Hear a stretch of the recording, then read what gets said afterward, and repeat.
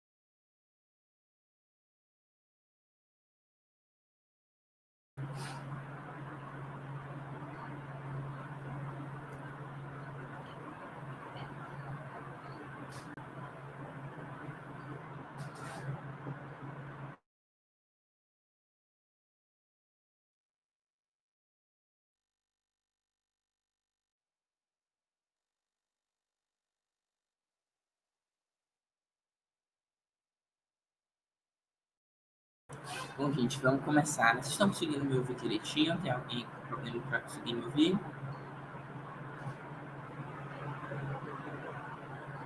Certo, Tá dando para ouvir tranquilo. certo. Deixa eu abrir aqui o... Então vamos lá, vamos começar vendo os ácidos e as bases. A gente lembra que a água ela vai ter uma propriedade muito importante, que é a autoionização. Lembre que, devido à eletronegatividade, quando essa água, que é um H2O, perde um hidrogênio, esse hidrogênio vai deixar o elétron dele, o único elétron dele, com o oxigênio, porque o oxigênio é mais eletronegativo que o hidrogênio. Sendo assim, esse hidrogênio que tinha um próton e um elétron vai perder o único elétron que ele tem. Por isso ele vai se tornar agora um próton. É por isso que a gente vai chamar o H+ de próton, é um sinônimo. E o que sobra aqui do H2O, que perdeu o H, é só o OH.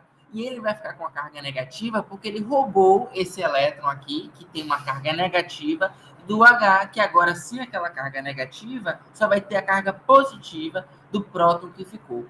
Então, a gente tem um OH- e um H+. E esses dois componentes básicos da água vão ser o resultado da dissociação, da autoionização que a água faz. É uma das propriedades dela. Acontece que, na realidade, o H+, ele não fica sozinho, ele não é um próton, ele fica muito instável quando ele está sozinho aqui. Então, na realidade, a gente vai ver que esse H+, vai se ligar a uma outra molécula de água, criando o H3O+. Esse mais vem da carga positiva que o H+ já tinha. Quando a gente vê H3O+, em alguma questão ou algum texto, é um sinônimo de H+. Da mesma forma que próton também vai ser um sinônimo de H+ para a gente. E o OH- vai ser o ácido, vai ser a base da água que ficou. A gente vai ver exatamente como isso é. Então, se a gente fosse escrever o que a gente viu aqui em uma reação química, a gente teria que H2O, que é a água em estado líquido, vai produzir OH- mais H3O+, que é a mesma coisa de escrever o quê, gente? Isso aqui é sinônimo de? H+. De H+. Isso aqui é sinônimo de H+, né?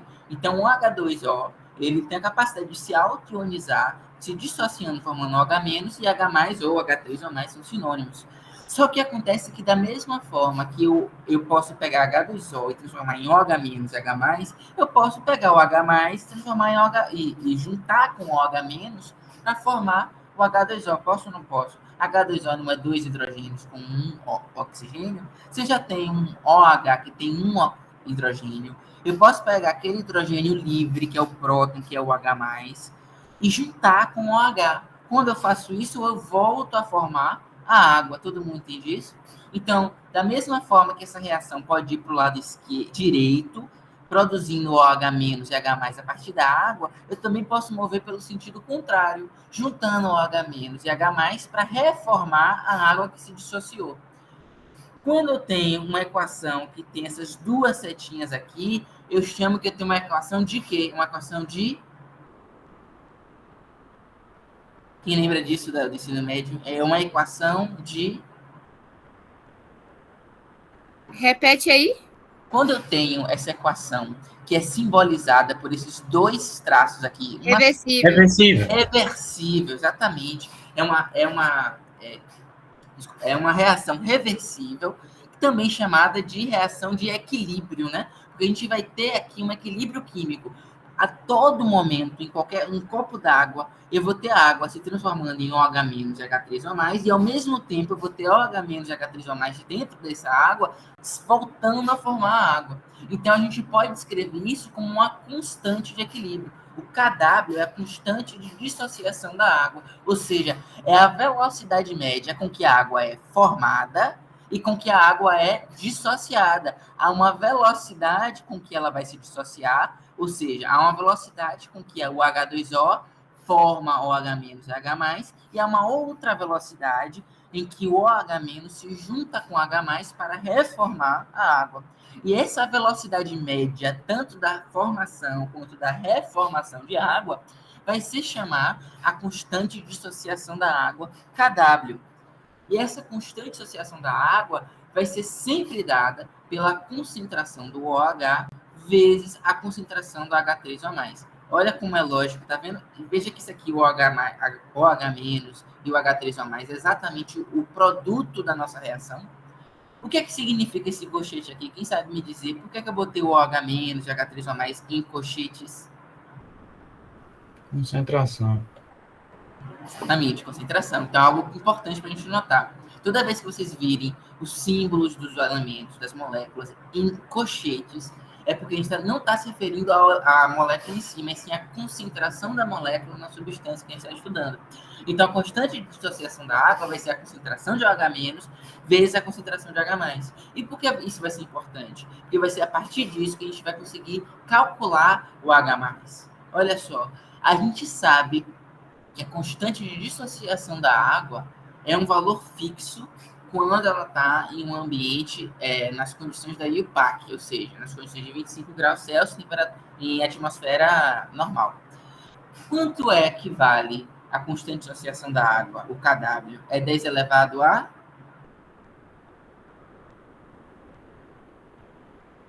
Menos 14. Exatamente. Kw vai ser 10 elevado a menos 14. Certo? Então, isso aqui é uma constante. Vai ser sempre esse mesmo valor. E é por isso que é importante a gente gravar mesmo. Porque depois, se a gente tiver esse valor aqui, a gente sabe que, dada essa multiplicação, o OH vai ser diretamente ou inversamente proporcional ao OH+.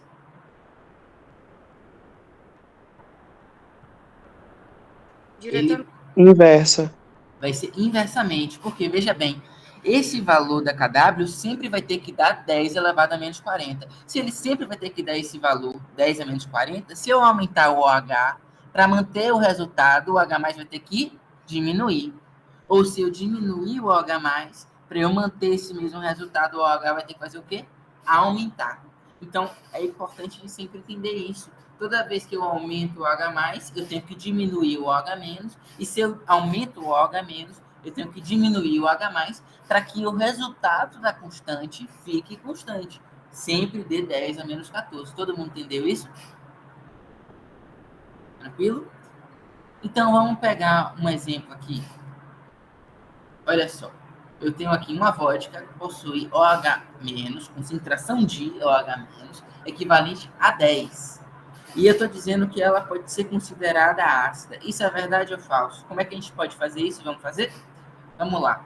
Eu tenho 10 elevado a menos 14, que vai ser igual a 10 a menos 10. Eu substituí o OH-, e agora eu só preciso encontrar o H+, não é verdade? Então, olha o que eu vou fazer. Eu passo 10 elevado a menos. Opa, dei spoiler. Eu passo, deixa eu pegar canetinha. Eu passo o 10 elevado a menos dividindo, né? Que vai ficar 10 elevado a menos 10. Lembrem da propriedade de exponenciação? Uma divisão de potências de mesma base, a gente vai conservar a base e vai fazer o que com os expoentes? Subtrair. Então, vai ficar o 10 a menos 14 menos 10. É igual a concentração de H+. Quanto é que dá isso aqui? 10 a menos 14 menos 10. Vai ficar 10 elevado a menos 24. A menos 4, que é igual a concentração de H+. Agora, isso aqui é suficiente para a gente dizer se ela é ácido ou básica?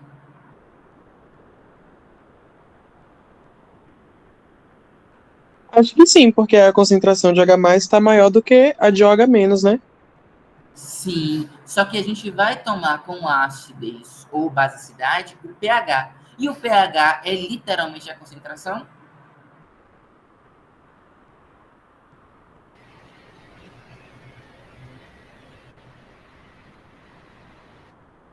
Quem lembra qual é a diferença entre o pH e a concentração de H+? É porque o pH é o log, é menos log da concentração. Exatamente. Então, isso é algo que é importante a gente anotar e ter em mente. O pH vai ser o colog, quer dizer, o menos log da concentração de H+. Não precisa ficar desesperado com matemática, não precisa nem saber o que é colog, o que é log, o que é pH. É só pegar essa manha aqui, ó. A concentração vai ser sempre negativa e ela vai ser sempre expoente. Olha o que a gente vai fazer, não vai fazer nenhuma matemática, não precisa saber log. Para a gente pegar o pH da concentração, é só a gente vir aqui, pegar o expoente, jogar para baixo e esquecer do sinal negativo. Pronto. Aí o pH vira esse aqui. Todo mundo entende? Então, se eu tenho a concentração de H+ como menos 4, o pH vai ser o quê? 4. Se minha concentração de H+ for menos 10, o pH vai ser o quê? 10. Se a concentração de H+ for menos 7, quanto é que vai ser o pH, gente? 7. 7. Todo mundo entendeu isso? Importante, isso aqui é uma manha muito boa, tá vendo? É só a gente pegar o expoente, jogar para baixo e ocultar o sinal. O sinal inverte porque eu coloco, que é o log inverso, né? Então, a gente só precisa fazer isso. Aí, agora a gente olha naquela nossa tabelinha, né? A gente sabe que o pH vai de 0 a 14. Quanto é o pH neutro? 7. 7. Um pH abaixo de 7 vai ser ácido e um pH acima de 7 vai ser básico. Então, se eu tenho um pH 4, então pronto, a gente descobriu a partir do valor de OH- o valor do H+, e a partir do valor de H+, o pH da solução. E definimos que ela é ácida. Todo mundo bacana? Conseguiu compreender? Show. Então, aqui vem a sutileza importantíssima. X diferença no pH vai ser 10x diferença em concentração. Como assim? Vocês lembram que para fazer aquela manha do pH, a gente pegou o 10 elevado a algum expoente x e jogou o x para baixo, ignorou o sinal? Pois é, mas aqui é o pH e aqui é a concentração. Se eu fizer o caminho inverso, se eu pegar do pH para ir para a concentração, quer dizer que uma mudança de um pH de 1 para 2 vai ser uma mudança de 10 elevado a 1 para 10 elevado a menos 2. É ou não é? E isso não vai ser uma diferença de 1, como fosse na concentração. Vai ser uma diferença de 100. Todo mundo compreende? Então, olha só aqui um exemplo. Eu tenho uma solução que tem um pH 4.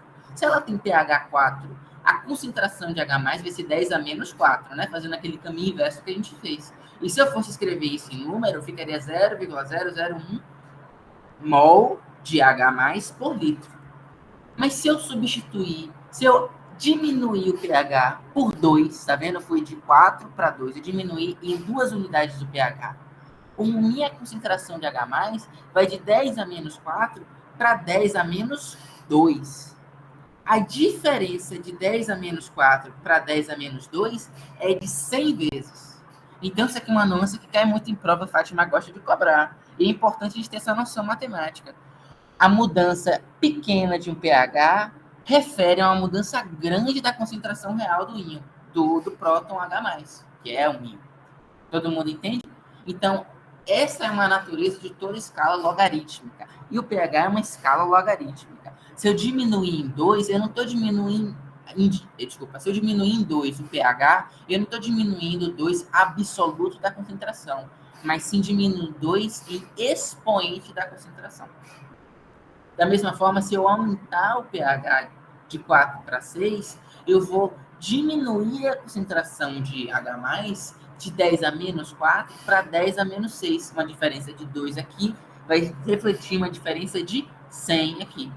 Então, se eu perguntasse para vocês quanto é a diferença, deixa eu pegar aqui, vamos lá, entre um pH de 2 e um pH 2 de 8. Quantas vezes mais é a concentração de H+ aqui, comparando o pH 2 com o pH 8? Quem sabe fazer rapidão e me dar a resposta aí? Quero ver quem faz mais.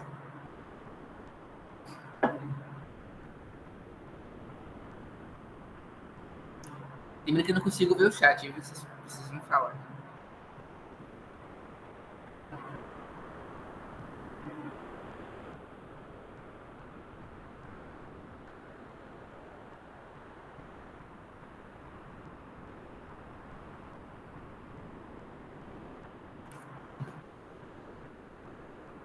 Estão conseguindo fazer, gente? Se alguém tiver com dificuldade, pode falar agora que eu explico.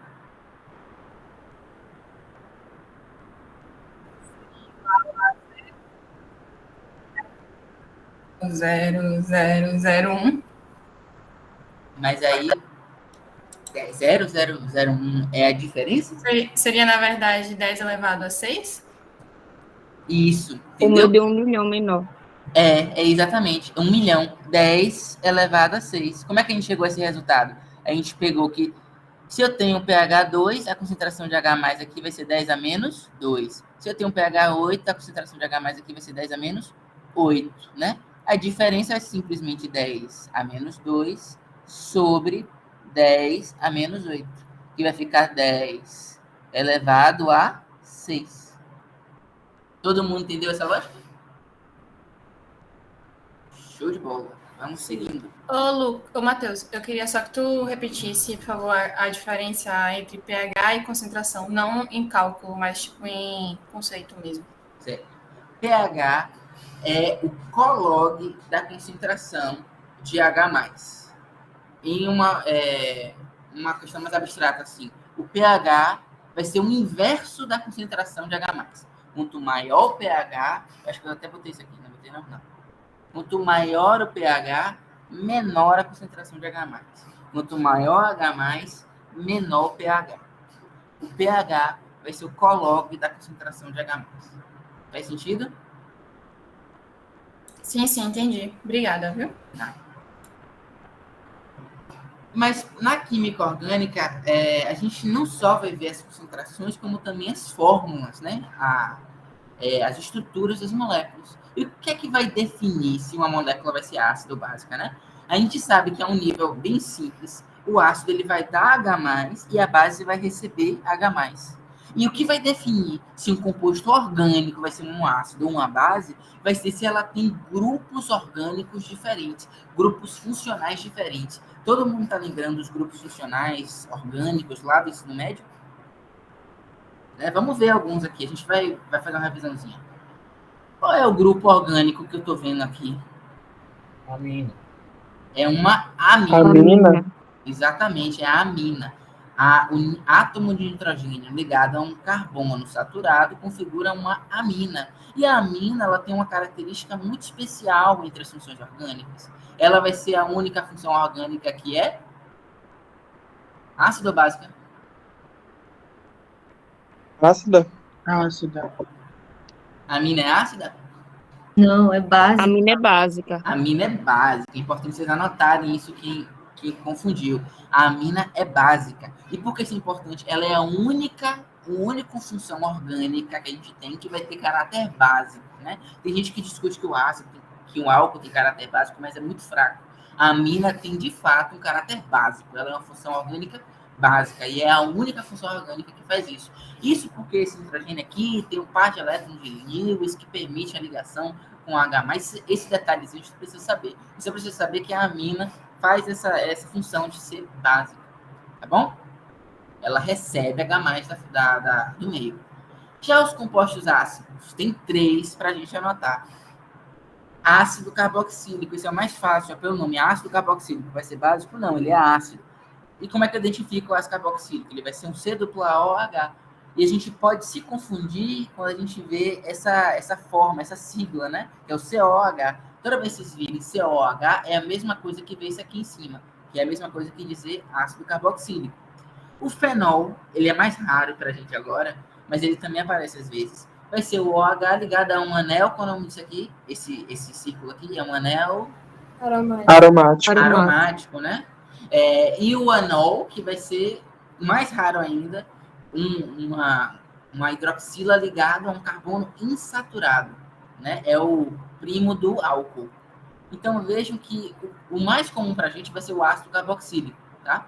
Mas a gente também tem o fenol e o enol, que também são ácidos. E o que é que eles vão fazer para configurá-los como ácidos? O que é que eles fazem para dizer que eles são ácidos?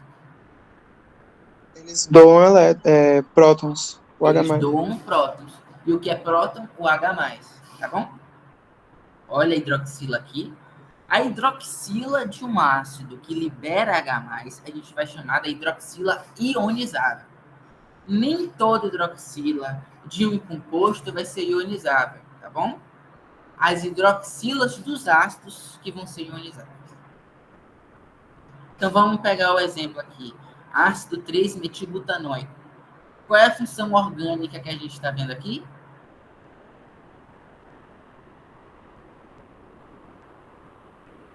Ácido carboxílico. Ácido carboxílico é a única função orgânica que essa molécula tem. E por isso ela vai ter uma função ácida, né? Por causa disso. Ó, ela dá o H+ quando a hidroxila dissocia. De novo, ó, a hidroxila ionizável do ácido carboxílico dissocia o H+ e deixa o oxigênio restante negativo. Aquela mesma coisa que a gente viu na água, né? Que o oxigênio retém o elétron do H+. Então, a facilidade em que um determinado composto consegue soltar o H+, um composto ácido consegue soltar o H+, a gente vai chamar de Ka, tá bom? Então, Ka vai ser o quê? A constante de dissociação do meu ácido. Dissociação de quem? Do H+. O H+ se dissocia da hidroxila e se liberando para a solução. Quanto mais H+ eu tiver na solução, menor ou maior vai ser meu pH?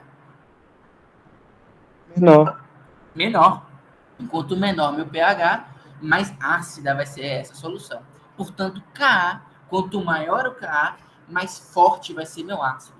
Se eu colocar um ácido de Ka alto em uma solução neutra, essa solução vai tender a ficar básica ou ácida? Ácida, porque esse ácido que eu coloquei é muito forte, ele solta muito facilmente H+, e vai aumentar a concentração de H+ na solução. Já o pKa vai ser o oposto. Olha que interessante, percebam isso. O pH é o oposto da concentração de H. O pKa é o oposto do Ka.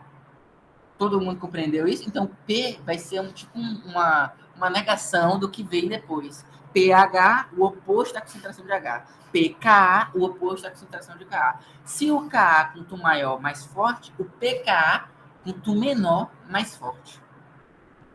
Entendem essa lógica mais básica assim? Compreende? Aí você pode perguntar, meu Deus, para que a necessidade de templicar? Se o Ka já diz a força do ácido, para que é que eu vou querer criar uma outra variável que vai ser simplesmente o oposto da outra? Qual a função disso? A função que vai deixar o pKa muito legal para a gente, muito importante para a bioquímica, é que diferente do Ka, o pKa vai informar o ponto de pH de uma solução que é necessário para que meu ácido se dissocie. Beleza, calma. Vamos com calma. Vamos pegar um exemplo? um pKa de 5,4. Ou seja, eu estou dizendo que essa molécula aqui, com o ácido carboxílico, vai ter um pKa 5,4. Isso quer dizer para a gente o quê? Quer dizer para a gente que a maioria dessa molécula vai dissociar a hidroxila do composto ácido em um pH 5,4. Vamos pegar aqui o exemplo. Olha só, essa curvinha aqui a gente chama de curva de titulação, tá bom?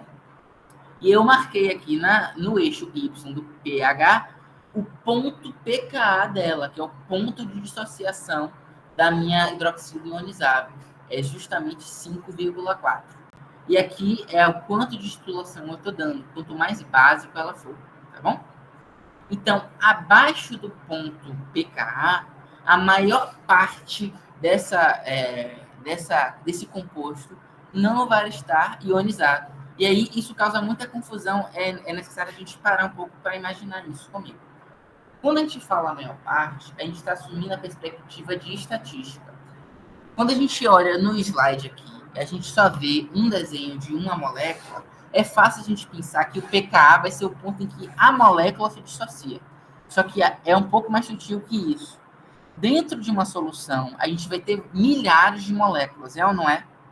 Um mol de moléculas são 10 elevado a 23, né? Uma coisa assim. São muitas moléculas que eu vou ter uma solução. Por mais pequena que seja a solução, eu vou ter milhares dessa molécula flutuando nelas. Todo mundo entende?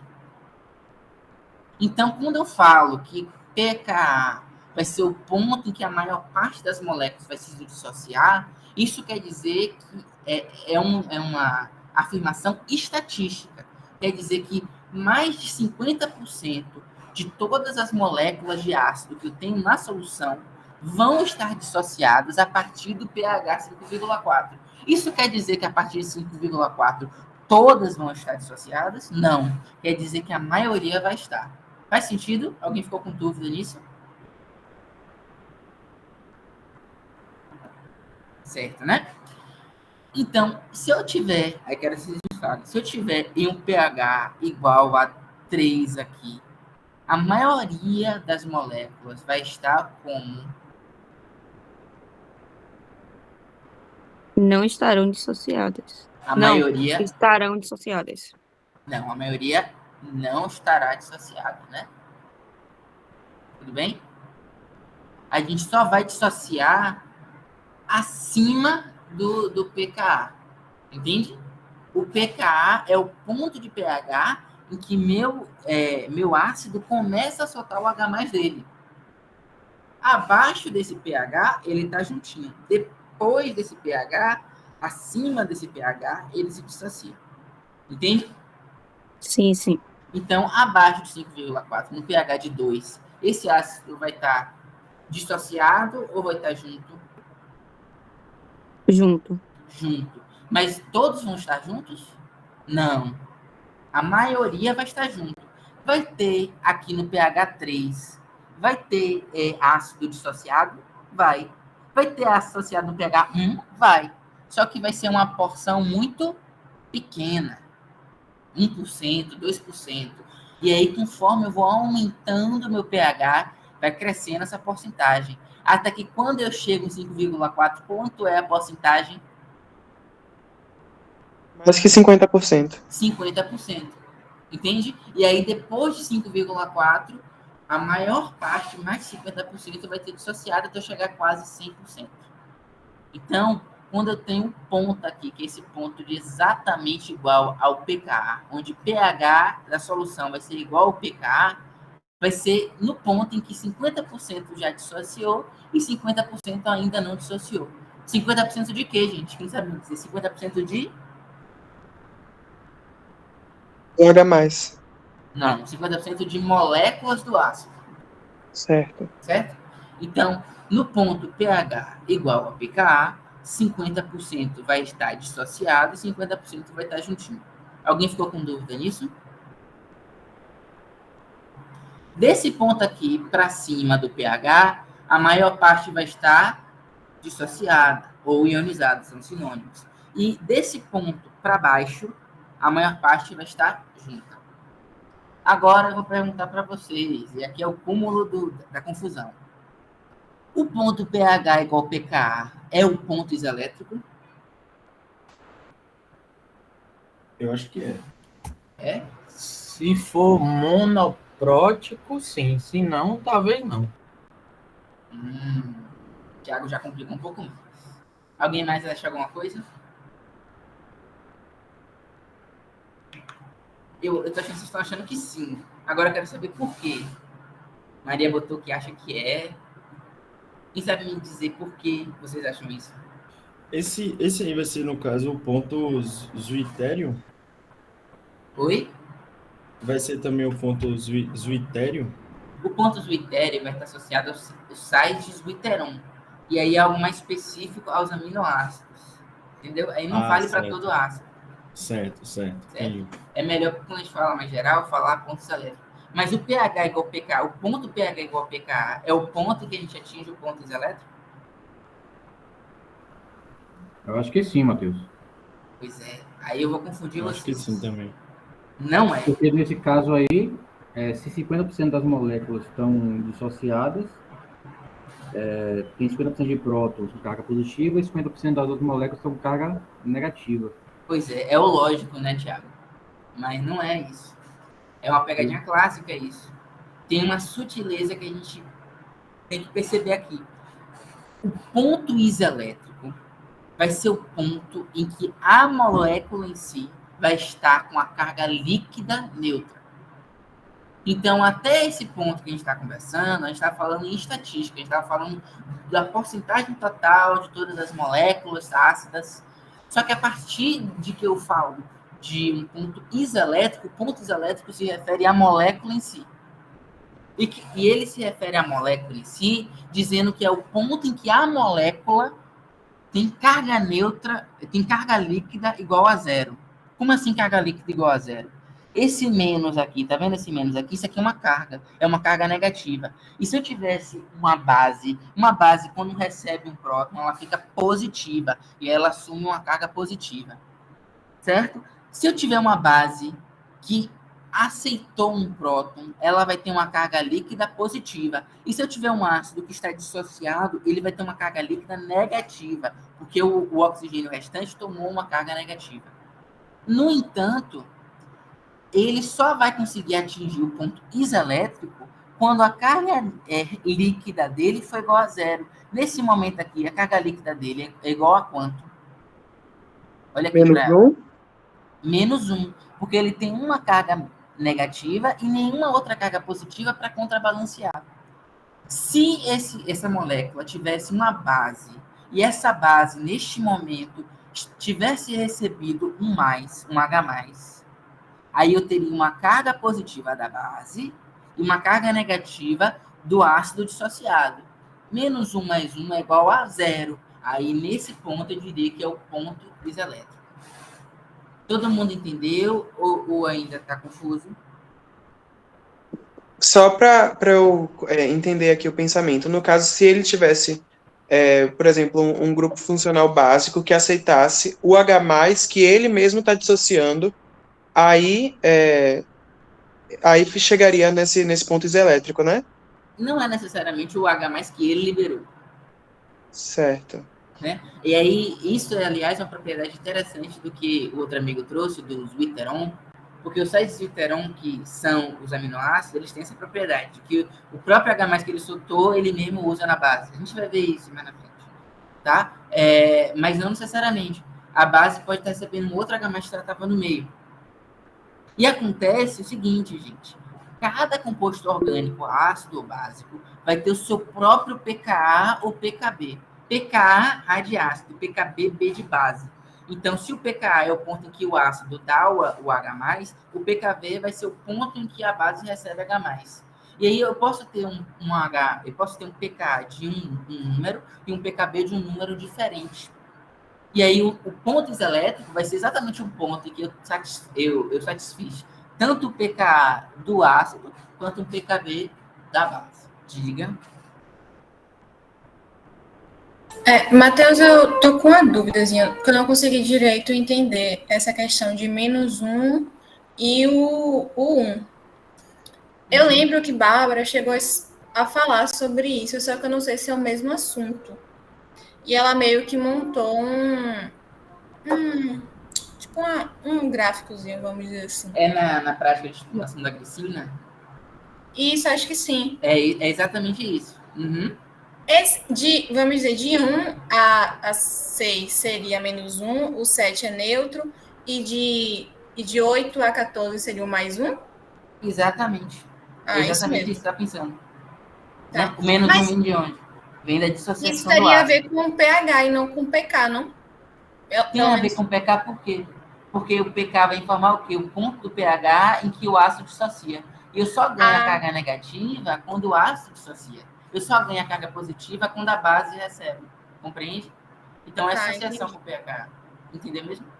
Entendi. Certo. Tiago, nada. Ô, Matheus, então, no caso aí, quando o ponto isoeletrônico, isoelétrico, é o ponto em que não tem nenhuma das moléculas aí estão dissociadas, no caso. Porque se Pode nenhuma está ser. dissociada, ela está neutra. É isso, pode ser. Nesse caso, seria isso mesmo. Porque ela não tem nenhuma base, né? Mas se a gente pegasse um aminoácido, que é tanto base quanto ácido, pode ser que o ponto elétrico seja outro. Né? Compreende? Certo. Outra coisa, que suscitou esse ponto aí de ter explicado isso na prática, na minha prática não é Bárbara que explica, é outro professor, tá? Aí eu lembro que ele explicou que o ponto isoelétrico, isoeletrônico, é exatamente nesse ponto aí de equilíbrio do pKa. Pode ser que seja, porque tem moléculas que são exatamente isso. Então vai depender da molécula, no caso. A molécula que vocês viram na prática de titulação é a glicina. E, de fato, a glicina, como ela tem um ácido e uma base, o ponto pH e pKa é igual, e aí, realmente, eles se coincidem. Mas eles não necessariamente vão coincidir. Tá, vamos lá. Tem sentido, assim, vamos lá. Se, nesse caso, ele tem um ácido e uma base, e o ponto de constante de equilíbrio de acidez está 50% no mínimo de moléculas dissociadas, certo? Então, as 50% estão dissociadas, liberaram um próton e ela ficou básica no caso, porque ela era ácida e básica, ficou com constante básica, certo? Está dissociada. E a outra metade está neutra ainda. Então, meio que não ficaria 50% dissociada ficaria meio que 75% positiva e 25% negativa. Não sei se deu para entender o que eu falei. Porque se só metade foi dissociada e a outra metade está neutra porque tem um polo básico e um polo ácido, se a outra metade foi dissociada, só metade dessas é que está com uma carga negativa. Certo? Isso. Só que... Então não seria não está em ponto eletrônico porque não é metade, tá? Mais a metade está positiva e menos a metade é negativa. Exatamente. Ele vai ser o ponto elétrico quando 100% estiver com carga líquida igual a zero. Ah, tá. Entendi. Então, pronto. Esse resumo que eu queria. O ponto elétrico é o ponto que 100% das moléculas estão com a carga neutra, no caso. É o ponto do pH em que a molécula tem a carga líquida igual a zero. Carga elétrica líquida igual a zero. Entendi. A referência no ponto de pH em que todas as moléculas estão com carga neutra. Isso. Pode ser que esse ponto para uma molécula seja igual ao ponto de pH igual ao pKa. Sim, entendi. Pode ser que não. Mas para a gente, o ponto pH igual ao pKa, qual vai ser a definição desse ponto? Vai ser o ponto em que 50% já dissociou e 50% ainda está juntinho. Beleza. Entendi. Alguém mais ficou com dúvida? Show. Seguinte. Agora vamos pegar essa questão aqui, ó, um exemplo para a gente trabalhar. Todo mundo já fez esse mini teste? Tá no AVA, viu? Ô, Matheus, desculpa, voltando um pouquinho, eu fiquei com a dúvida, mas então, aonde vai ser o ponto isoelétrico? Vai ser no início desse traçado laranja? Dessa molécula aqui, eu não sei te falar. Mas tem como fazer o cálculo. A gente não precisa saber como fazer o cálculo para a bioquímica. É só importante para a gente o conceito. Só que cada molécula vai ter seu próprio ponto isoelétrico, a depender do pKa do seu ácido e do pKb da sua base, se ela tiver uma base. E aí, a gente tem que ir de caso a caso. Como nesse caso a gente não tem uma base, e eu não tenho aqui, não pesquisei o ponto isoelétrico dela, não sei te falar de cabeça. Mas aí a professora ia ou te dizer o ponto pKb da base que a molécula tem, ou ela iria te falar qual é o ponto isoelétrico. Ah, tá bem, tá joia, obrigada. Certo? Certo. Todo mundo já fez essa questão aqui? Alguém ficou com dúvida nela, ou errou, ou não entendeu por que errou? Vamos fazer junto? Vamos lá. O ácido fosfórico é o quê? É H3PO4. Então, é essa molécula que vocês estão vendo aqui embaixo. O ácido fosfórico apresenta pK1 2,4, 2,1, pK2 6,8, pK3 2,4. Podemos afirmar que sua forma predominante em pH 1,2 vai ser o quê? Vamos lá. A gente está vendo aqui um bocado de pKa. Tá vendo? pK1, pK2. Ela só omitiu o A, mas isso aqui é pKa, tá bom? pK1, pK2, pK3. O que é esse 1, 2, 3? É porque cada grupo ionizável, cada hidroxila ionizável, vai ter seu próprio pKa. Então, percebam que conforme eu vou ionizando, mais difícil vai ser ionizar o próximo, tá vendo? Eu vou aumentando o pKa, ou seja, eu vou aumentando o pH necessário para que ela vá se dissociando. Então, cada uma dessas hidroxilas ionizáveis vai se dissociar em um ponto H específico, que vai ser o pKa, e cada hidroxila vai ter seu próprio pKa.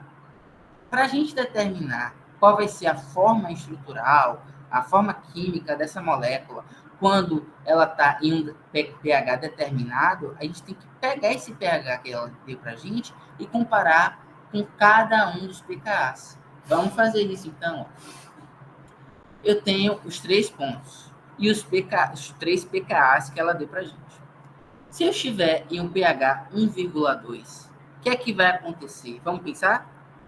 Eu vou dissociar a minha hidroxila quando o meu pH está abaixo ou igual do meu pKa. Então, como é que vai ser a forma predominante abaixo de 2,14?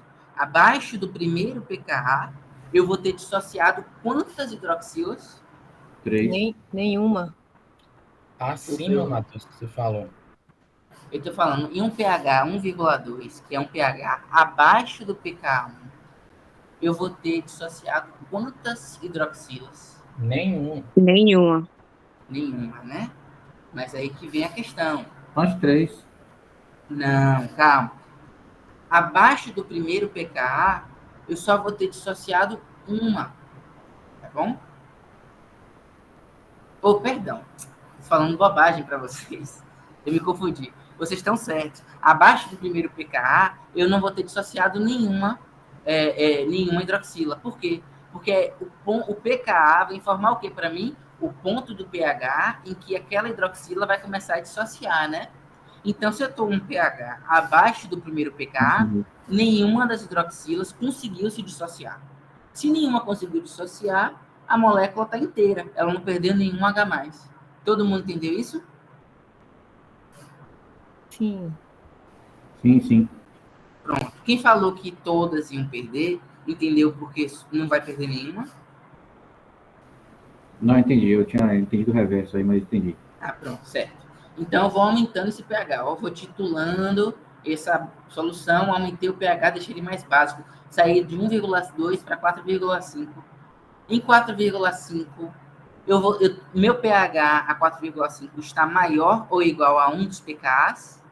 Sim. Está maior. Está maior que 1. Ele está maior do que quantos pKs? Um só. Um só. Então, se ele só está maior do que 1, quantas hidroxilas vão ter dissociado? Uma. Então, eu fui de H3 para H2. Eu perdi uma hidroxila e ele ficou com um negativo. Aí eu continuo titulando, aumentando a basicidade. Eu fui de 4,5 para 8,9. Opa! Agora, esse pH 8,9 ele é maior do que quantos pKs? 2. 2. Então, Dois. ele vai ter perdido quantos H+? 2. 2. Aí, em vez de H3, ele vai para H1, PO4. Agora, ele já perdeu 2 cargas, né? E aí, se eu aumentar ainda mais para um pH bem básico de 3,1, esse pH é maior do que quantos pKs? 3. Os 3. Os Do 3. que E todos. aí, a molécula está totalmente dissociada. Diga. Alguém levantou a mão. Foi sem querer na hora de ligar o microfone. Ah, pronto. Agora, vem cá, gente. Eu vou perguntar para vocês. No pH 13,1, eu vou ter H3PO4? Vai. Eu vou. Mas a concentração de H3PO4 vai ser muito Baixíssimo. baixa. Vai ser Baixíssimo. baixíssima, quase zero, né? Todo mundo entende por quê? Porque essa questão do pKa é questão de estatística, né? Eu vou aumentando o pH, a concentração vai ficando cada vez menor, de certas formas, e a concentração do PO4 3- nesse pH aqui vai ser a maior de todas. E se eu colocar um pH bem absurdo, um pH de 13,9, que é praticamente máximo, a concentração disso aqui vai ser praticamente de 99%. E a concentração disso aqui, num 13,9, vai ser praticamente de zero. Vocês entendem isso? É lógica? Então, é a mesma coisa de eu falar de que há um pH muito distante do pH do pKa1, a concentração de H3PO4 é praticamente nula, enquanto que a concentração de PO4 3- vai ser praticamente total. Mesmo assim, nos estágios intermediários aqui, eu vou ter uma gama de formas que essa molécula vai ter. H3PO4, H2PO4-, H1PO4-2- e PO4-3-, vão todas estar nesses estágios intermediários em diferentes concentrações. Mas em um caso mais especial, se eu tiver um pH exatamente igual a 6,86, que é igual ao pKa2, como é que vai ficar essa distribuição? Porque lembra que eu falei que pH é 50-50, mas agora eu tenho mais de 2, né? Como é que fica essa distribuição?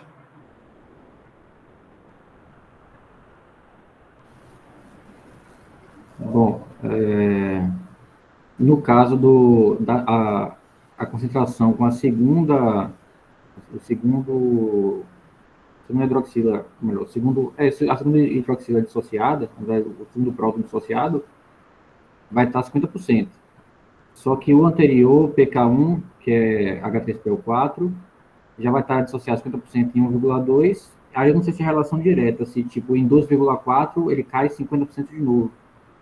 Em mais 1,2 ele cai 50% de novo da concentração dele. Isso, cai 50% de novo. É a cada exatamente 1,2 isso. ele vai caindo 50% da concentração que ainda tem. Isso, exatamente. Olha Então, como é. tem que fazer esse cálculo aí. Isso, olha como é fácil. Aquela regrinha que a gente falou que é 50-50, continua. Aí, esse aqui, que vai ser a forma predominante desse pH, vai ser 50%, e o resto vai dividir os outros 50%. Então, aqui vai ser 25, e aqui vai ser 25. Ou pode ser mais, compreende? Aí, num ponto de pH igual ao esse pKa intermediário, eu vou ter 50% na forma predominante desse pKa, e as outras formas vão dividir os outros 50%. Alguém ficou na dúvida? Ou todo mundo entendeu?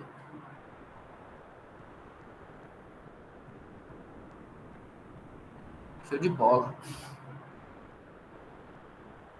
Aí vamos entender o tamponamento.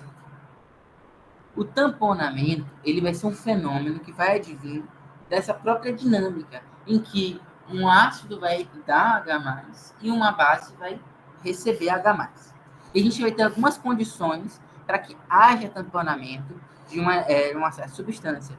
A primeira coisa vai ser que, para que haja tamponamento, isso é importante a gente gravar, podem anotar, fazer post-it, para que haja tamponamento, eu tenho que ter uma base ou um ácido fraco, tá? Eu vou ter que ter uma base ou ácido fraco. Aí é interessante para a gente saber que os compostos orgânicos, no geral, vão ser ácidos ou bases fracas, tá bom? Então, o ácido carboxílico, o fenol, o enol, vão ser ácidos fracos, da mesma forma que uma amina vai ser também uma base fraca. Então, no geral, os ácidos e bases orgânicas vão levar ao tamponamento, porque eles são bases e ácidos fracos. E para que eu tenha tamponamento, eu vou ter que ter uma base e um ácido fraco. Bora pegar um exemplo aqui. Aqui eu tenho um CH3COH. Qual é a função orgânica que eu estou vendo aqui? Ácido Ácido carboxílico. Ácido carboxílico. E o ácido carboxílico ele é uma função ácida. Olha de novo essas duas setinhas que a gente viu lá na ionização da água. Para um lado, eu vou ter a dissociação do ácido carboxílico, ó, da hidroxila do ácido carboxílico, em O-, e o H+, que aqui eu representei H3A+, mas que é sinônimo de H+, né? Então, desculpa. Perdão.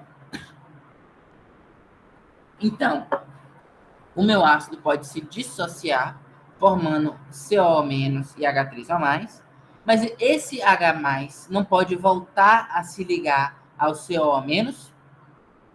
Pode ou não pode? Pode. Pode, da mesma forma, lembra Pode, que né? da mesma forma que o H+ se ligava com o OH- para reformar a água, eu posso ter que o H+ volte a se juntar com o COH- para formar o COH.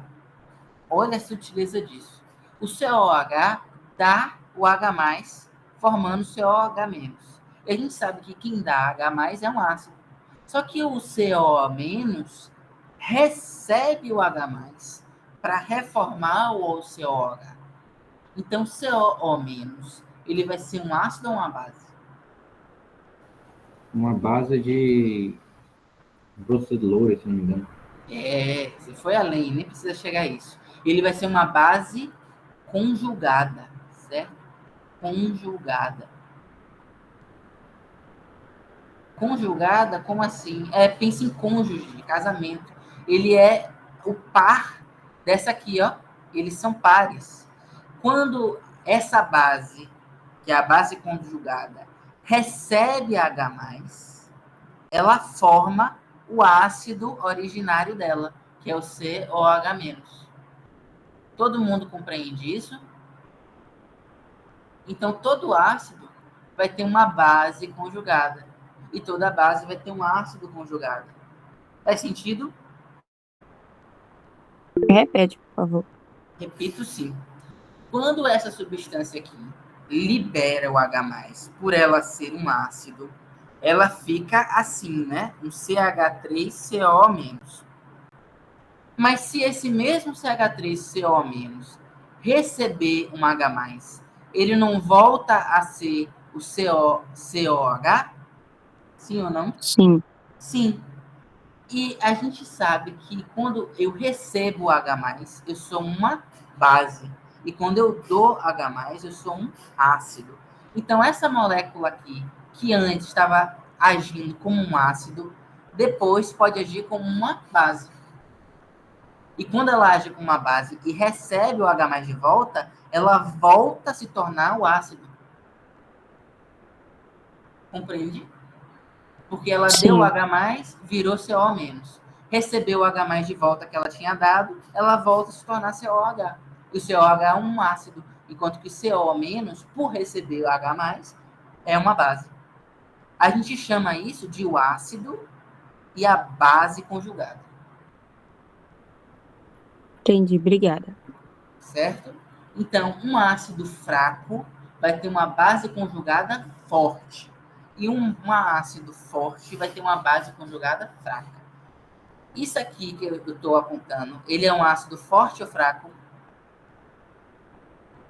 Um ácido fraco. É um ácido fraco, porque ele é um ácido orgânico. Então, a base conjugada dele vai ser forte ou fraca? Forte. Forte. Tá bom?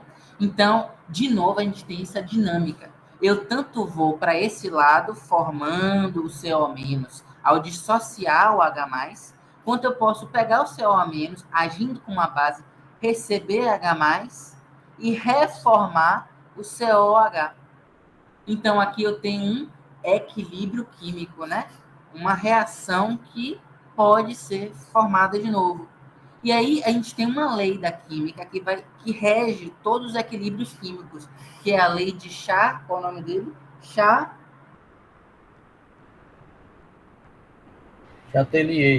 Chatelier, tá bom? Então, olha só. A lei de Chatelier vai dizer que o equilíbrio é isso aqui, certo? O equilíbrio vai ser deslocado ao contrário de uma alteração. Por enquanto, é importante a gente notar. Se você não souber, anota e a gente vai entender exatamente o que é. Como assim alteração? Como assim deslocar? Vamos lá? O equilíbrio é essas duas setinhas aqui. Eu tanto estou dissociando para formar CO-, quanto ao mesmo tempo o CO- está ligando com H+, para reformar o COH. Isso está acontecendo o tempo todo. Eu tanto estou fazendo a direção direita quanto a direção esquerda. E essa formação, a velocidade de dissociação e a velocidade de formação vai criar um equilíbrio que vai fazer com que haja sempre uma concentração de um e sempre a concentração de outro, porque ao mesmo tempo eu estou formando esse e utilizando esse para formar esse, certo? Quando eu formo COH, eu consumo CO-, porque CO- se tornou o COH. E quando eu formo o CO-, eu consumo o COH, porque eu tenho que tirar o H deles. Todo mundo entende isso? Então, eu estou a todo tempo formando um e retirando o outro, ou formando o outro, tirando de um. E isso se torna um equilíbrio químico. Aí eu vou lá e mexo nesse equilíbrio. Como é que eu mexo o equilíbrio? Eu aumento a concentração de algo. Vamos pegar um exemplo aqui. Ó. Eu aumentei o pH. Se eu aumentei o pH, a concentração... eu diminuí o pH, eu tornei ele mais ácido. Se eu diminuir o pH, a concentração de H+ vai ficar maior ou menor? Maior. Se eu aumentei o H+ disponível, olha o que vai acontecer, presta atenção. Se eu aumentei o H+ disponível, eu tenho mais H+ disponível, essa base aqui vai receber mais facilmente o H+. Porque vai ter mais para ela se ligar. E se ela se liga mais facilmente, eu formo mais facilmente nessa direção. Aí a minha reação vai se deslocar para esse lado aqui. Porque fica mais fácil para a minha base se ligar com H+, já que eu aumentei a concentração de H+, e formar o COH. Então, um aumento da concentração de H+, a partir da diminuição do pH, desloca o equilíbrio para a formação do ácido. Entenderam? Alguém ficou com dúvida? Matheus, só uma questão. Todo ácido orgânico vai ser fraco? Sim, toda a base orgânica é fraca. Certo. Alguém ficou com dúvida nessa questão de que eu diminuí o pH, se eu diminuir o pH, eu diminuí ou aumentei a concentração de H+, eu aumentei a concentração de H+, porque eu diminuí o pH, aumentando a concentração de H+, vai ter mais H+, para que a base se ligue. Então, ela vai se ligar mais facilmente ao H+. Quando a base se liga ao H+, ela forma o quê? O ácido conjugado dela. E aí, a minha reação nesse sentido esquerdo vai ficar mais fácil de ocorrer. A velocidade de formação dela vai ser maior e aí eu desloco o meu equilíbrio nessa direção. Diga. Matheus, na verdade, uma dúvida em relação à prova, minha professora. Quando ela pergunta esse tipo de coisa, assim, ela faz diferenciação ou chega a perguntar se é pelo efeito do íon comum, efeito do íon incomum? Eu entendi, efeito do... Tem esse equilíbrio, pode ser pelo efeito do íon comum ou efeito do íon incomum. Por exemplo, nesse caso aí. Não chega a esse nível. Não chega isso não, né? Se isso cair na prova, vai estar contextualizado em caso clínico. Eu vou dar um exemplo agorinha de um caso clínico, certo? Mas vocês entenderam essa dinâmica? Isso aqui vai ser viável para todo tipo de aplicação que vocês viram. Bom? Aí o oposto, olha só, eu formei mais, certo? Mas e o oposto? Se eu aumentei o COH, eu estou consumindo o H+. É ou não é? Para eu formar o COH, eu tenho que pegar o H+ e juntar com o CO-. Então, para fazer a reação nessa direção, eu tenho que consumir o H+, eu tenho que diminuir a concentração dele. Então, quando eu desloquei o equilíbrio para a formação do ácido, eu estou diminuindo a quantidade de H+ no meio. E se eu diminuo a concentração de H+, o que acontece com o pH? Fica mais básico. Aumenta.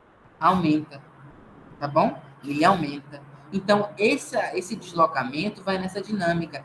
Eu, primeiro, olha só, vamos de novo nas etapas. Eu, primeiro, aumentei a concentração de H+, eu tinha deixado aquela minha solução mais ácida, então eu aumentei a concentração de H+, mas aí, ao deslocar o meu equilíbrio, eu consumi o H+ em excesso para reformar o ácido. E quando eu consumi o H+ em excesso, eu retirei aquele excesso de H+, e o meu pH diminuiu de novo. Aí eu consigo manter o meu pH em uma certa faixa, que vai ser a faixa de tamponamento. Deixa eu ver se eu já tenho aqui. Tem um exemplo clássico disso aqui, ó. Aqui, vamos lá. Pronto, foi. Se eu tenho um pKa 4,7, vai ser o ponto em que essa minha hidroxila vai se dissociar. Ou seja, vai ser o ponto em que ela faz essa direção aqui da reação, dissociando, liberando H+ para o meio. Só que, se eu, por alguma outra forma, se eu peguei aquela solução que tem esse tampão e adicionei outro ácido, se eu adicionei ácido nessa solução, o que vai acontecer com o H+ nela? Eu adicionei ácido na solução. O que vai acontecer com a solução? Vai ficar mais ácido. Vai ficar mais ácido. E o que vai acontecer com a concentração de H+? Vai aumentar. Vai aumentar, tá vendo? Então é isso que a gente está fazendo. Eu acidifiquei por alguma outra forma aquela solução, aumentei a disponibilidade de H+, eu aumentei a concentração de H+. Aí o meu tampão vai agir como? Ele vai se juntar com esse H+ em excesso para reformar o ácido conjugado dele. E quando ele faz isso, o que vai acontecer com aquele excesso de H+? Vai ser consumido para formar esse ácido. E aí eu consumo o H+ em excesso que eu tinha provocado, e aí, em vez do meu pH se diferenciar, variar, ele vai se manter. Porque aquele excesso de H+ que iria diminuir o pH, agora foi consumido para reformar o ácido. E aí eu mantenho o meu pH naquela faixa. Isso é a base do tamponamento. Todo mundo entendeu? Show. Vamos pegar uma questão? Olha aqui uma questão. Em um sistema tamponado, quando o pH é igual a pKa, as concentrações de um ácido e sua base conjugada são iguais. Sim. Olha o que a gente viu aqui. De novo, ó. Olha o que a gente viu aqui. O CH3COH é um ácido, né? Todo ácido vai ter um pKa, é ou não é? Quando ele se dissocia, ele vai se tornar a base conjugada dele, que é a base conjugada. Certo? Note que o pKa é justamente o ponto do pH em que ele solta o H+, e quando ele solta o H+, ele se torna a base conjugada. Ou seja, em outras palavras, o ponto pKa igual a pH é o ponto em que eu tenho 50% do ácido e 50% da base conjugada. A base conjugada é a forma que resta quando o ácido já se dissociou. E é por isso que aquela alternativa ali era verdadeira. O ácido e sua base conjugada são iguais quando o pH é igual a pKa. Porque quando o ácido se dissocia, o que resta daquele ácido é a base conjugada dele. Aí, alguns conceitos importantes para a gente levar para a prova, entendendo que é o tampão. O tampão vai ser o ponto em que o meu pH vai se variar muito lentamente a uma variação grande de ácido na solução. Então, pense aqui que eu estou titulando, ou seja, eu estou adicionando um H2 ali, eu estou mexendo no pH, adicionando mais base nessa solução. Se eu adicionei várias bases nessa solução, o que é que a gente espera que aconteceria com o pH dela? Iria aumentar e ficar mais básico. Exatamente, iria aumentar. Então, conforme eu vou passando no meu eixo X aqui, conforme eu vou adicionando mais e mais base, o meu pH iria aumentar muito. Perceba que antes de eu atingir minha área de tampão, o meu pH cresce assim, ó. Ele cresce quase uma linha vertical. Ele cresce muito para uma dada variação na adição de base. Mas dentro da área de tampão, eu adiciono muito mais base. Olha só quanto X aqui eu percorri. Eu adicionei muita base aqui. E a minha curva só aumentou um pouco. Ó. Ela está muito menos inclinada do que ela era antes. Isso por quê? Porque a área de tampão vai ser a área que aquele excesso de pH que eu causei adicionando ou um ácido ou uma base vai ser consumido pela base conjugada ou pelo ácido conjugado de um ácido ou base fraco. É aquela dinâmica da Lei Chatelier que a gente viu. E essa área de tamponamento vai ser para mais um e menos um pH do ponto pKa daquele ácido base, certo? Como assim? Então, se eu tenho pKa igual a 4,7, a zona de tamponamento desse ácido vai ser entre 5,7 e 3,7. Entre pH igual a 3,7 e pH igual a 5,7, eu vou ter o tamponamento da minha solução. Porque o pKa do meu ácido fraco vai ser 4,7. E eu sei que para mais um pH e menos um pH, eu vou ter o meu intervalo de tamponamento. Todo mundo entende isso? Certo? Aí, uma pergunta clássica de pegadinha de prova. Na área de tamponamento, o pH não se altera. Verdade ou falso? Falso. Falso. Falso. O meu pH se altera, só que ele se altera menos do que ele se alteraria se não tivesse o pH. Todo mundo entendeu? Super tranquilo esse tamponamento. A gente só tem que saber essa questão do intervalo e como ocorre. Show. Bora pegar um outro exemplo aqui, um pouquinho mais complexo. Eu estou olhando aqui, qual é o nome desse composto aqui? É escrito. Aminoácido? É um aminoácido. Dentro dos aminoácidos, mais especificamente, esse é o aminoácido glicina, né? Glicina. O aminoácido, ele tem tanto um ácido quanto uma base, né? Ele tem tanto uma amina quanto um ácido carboxílico. Portanto, ele vai ter quantos pKs? 2. 2. Se eu tenho duas funções que são ou básicas ou ácidas, eu vou ter 2 pKs. Para cada função, um pK diferente. Então, eu vou ter 2 pKs. E eu falei para vocês que a região de tamponamento é justamente esse intervalo de mais um e menos um para um pK. Se eu tenho 2 pKs, eu vou ter 2 regiões de tamponamento. E é isso que a gente está vendo no gráfico. Olha aqui o gráfico de titulação. Eu tenho 2 regiões de tamponamento. Uma região vai ser da base e outra região vai ser do ácido. Porque eles vão ter pKs diferentes. E aí, mais um e menos um. Diga.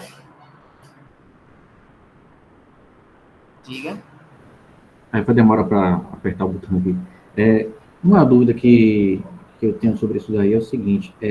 O grupo amina, ele se comporta como uma base. Que ele consegue absorver um próton, né? E depois ficar com carga positiva, certo? Isso, por causa da amina. Pronto. Beleza. Mas por que ele consegue absorver esse próton se esse nitrogênio já está equilibrado aqui? Boa pergunta, né? Isso, eu não entendo detalhe porque isso geralmente não é cobrado, mas a nível de curiosidade eu vou te explicar. O nitrogênio, especificamente, ele tem uma estrutura de orbitais, você lembra disso? Do 1s2, 2s2, 3, ele tem uma estrutura de orbitais muito única, em que ele vai ter um par de elétrons extra, que a gente vai chamar de par de Lewis. E esse par de Lewis vai fazer com que ele consiga realizar um tipo de ligação especial com esse hidrogênio a mais, que a gente chama de ligação dativa ou ligação covalente coordenada. Você lembra disso lá do ensino médio? Ligação covalente coordenada.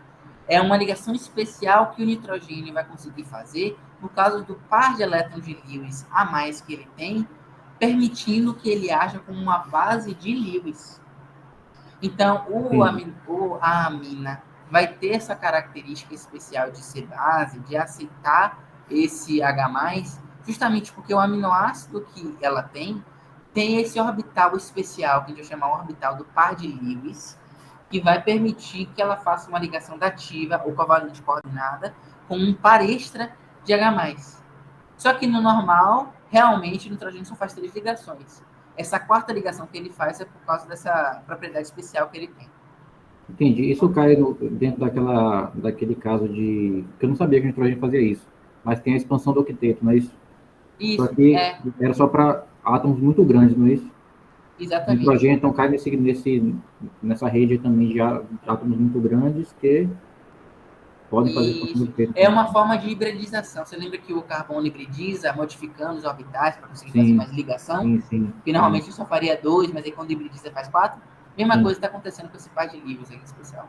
Mas para a prova não precisa saber não, viu? Não se preocupe não. Entendi, mas beleza. Para a prova só precisa gravar que a mina, que tem um nitrogênio, é base porque consegue receber mais H+. Entendi. Bem? Pronto. Olha um exemplo clínico para gente. O que é que vocês estão vendo aqui? Vocês estão vendo... O que é que vocês estão vendo? Alguém sabe me explicar? Hemácia, né? E essa equação aqui é o quê? Circulamento do sangue. Exatamente, circulamento do sangue. O sangue tem um sistema de ácido-base muitíssimo importante. Por que muitíssimo importante? Porque as proteínas e o metabolismo das nossas células é altamente influenciado pelo pH do sangue, pelo pH do interstício. Então, se eu tiver alguma condição que altere o nosso pH muito, eu vou morrer muito fácil. Porque aí eu consigo alterar e desregular totalmente o meu metabolismo. Então, meu corpo tem que ter uma forma de fazer com que meu pH se mantenha estável. O meu pH sanguíneo tem que estar estável. Quem lembra mais ou menos quanto é o pH normal do nosso sangue? 7,35. 7,34. Né? Esse é o pH normal do nosso sangue, que é levemente mais básico que o neutro, né? Se ele aumentar muito para isso, a gente morre, certo? A gente morre. Por exemplo, se a gente pegar uma alteração pequena de, sei lá, de 7,34 para 7,8, já é suficiente para a gente já ter um acometimento grave por basicidade do sangue. Então, uma alteração bem diminuta no pH sanguíneo já leva a complicações graves, né? Como, por exemplo, na cetoacidose diabética, a gente tem uma basicidade do nosso sangue. E aí, isso causa uma série de problemas, pode levar à morte se não for tratado. O nosso corpo, fisiologicamente, vai ter formas de garantir que esse pH fique mais ou menos nessa faixa.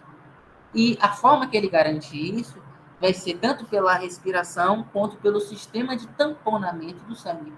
Olha essa equação aqui, ela é um pouquinho mais complexa, né? Vocês notam que antes a gente só tinha um equilíbrio, agora a gente tem 2 equilíbrios. Só que, na verdade verdadeira, esse composto que vocês estão... Esse composto que vocês estão vendo aqui no meio, ele não existe. Ele é só um artifício para a gente. Na realidade, só existe esses 2 aqui e esses 2 aqui, certo? Que é o carbono, o dióxido de carbono, a água, que se unem para formar o ácido carbônico mais o H+, né? O que é que vai acontecer? Pela lei de Chatelier, se eu tenho um aumento no meu CO2, o que é que vai acontecer com esse equilíbrio? Vamos lá? Aqui, ó, pronto. Eu aumentei o meu CO2. O que é que vai acontecer com esse equilíbrio aqui? Vai gerar mais H2CO3, que na verdade não existe, aí vai aumentar o número de prótons livres e... Isso, vamos por partes. Mas você fala que tá certo. Se eu aumentei a concentração de CO2, eu vou deslocar o equilíbrio para que sentido? Para a direita ou para a esquerda? Para a direita. Para a direita, né? para a formação de H2CO3. Aí, se eu aumentei H2CO3, esse equilíbrio aqui, eu vou deslocar para a direita ou para a esquerda? Direito. Para a direita. E eu vou aumentar a concentração de H+. Se eu aumentei a concentração de H+, é que acontece com o meu pH? Aumenta. Abaixa. Diminui. Aumenta a concentração de H+. Ele fica mais ácido. Todo mundo entendeu essa lógica aqui? Eu aumentei a concentração do CO2, aí eu desloquei o equilíbrio para a direita, né? Por causa da lei de Chatelier. Se eu aumentei o equilíbrio para a direita, eu formei mais H2CO3. Aí eu aumentei a concentração de H2CO3, eu alterei esse equilíbrio aqui agora. Desloquei ele para a direita de novo. E aí eu vou aumentar a concentração de H+. Se eu aumentei a concentração de H+, diminuo o pH. Aí o meu sangue vai ficar mais ácido. É por isso que um aumento no dióxido de carbono vai provocar uma acidose sanguínea. Todo mundo entende? Alguém ficou confuso aqui nesse tanto de seta que a gente fez? Show de bola. Aí, o que é que uma forma que o nosso corpo tem para regular isso aí? Porque se eu estiver exercitando, por exemplo, fazendo muito exercício, o metabolismo está muito alto, eu vou produzir mais CO2. Vou ou não vou? Vou. Por causa daquela cadeia respiratória, vocês lembram disso?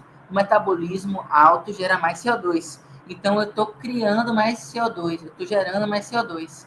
Se eu estou gerando mais CO2, teoricamente, meu pH sanguíneo vai ficar mais básico ou mais ácido? Ácido. Mais ácido, né? E eu não posso permitir que isso aconteça, senão eu vou morrer. Então, o que é que meu corpo faz? Ele vai lá no meu pulmão, aí tem uma questão do controle neuronal, que vocês não precisam saber agora. Ele vai lá no meu pulmão e fala, pulmão, respire mais rápido. Ele vai levar a taquipneia. Vocês já viram isso em urgência e emergência? Taquipneia, eupneia, bradipneia? Sim? Sim. Sim, né? Que aí, um paciente que está taquipneico, ele vai ter mais de 20 incursões por minuto, geralmente, se for adulto, e por algumas convenções. Ou seja, o que é incursão por minuto é aquela respiração. Inspirar e expirar é uma incursão por minuto. Aí o meu cérebro, quando tem um aumento do CO2 no sangue, vai dizer para eu respirar mais rápido, para eu respirar mais, para eu se tornar cada vez mais taquipneico. Por que é que ele faz isso? Porque na expiração eu perco o quê? CO2. É ou não é? Na expiração eu não exalo CO2? Então, se eu estou respirando mais, eu estou perdendo mais CO2. Aí, olha a lógica comigo aqui. Eu ativei o senso lá da respiração, provoquei... Diga. Ô, Matheus, na verdade, não é porque você exala mais CO2, porque senão você ia continuar. É porque você consegue exalar mais CO2 do que o metabolismo com equilíbrio. Não entendi, desculpa, falhou no meio do final. Não, é só porque você falou que respira. Eu tô falando o que a taquipneia consegue equilibrar esse estado porque você consegue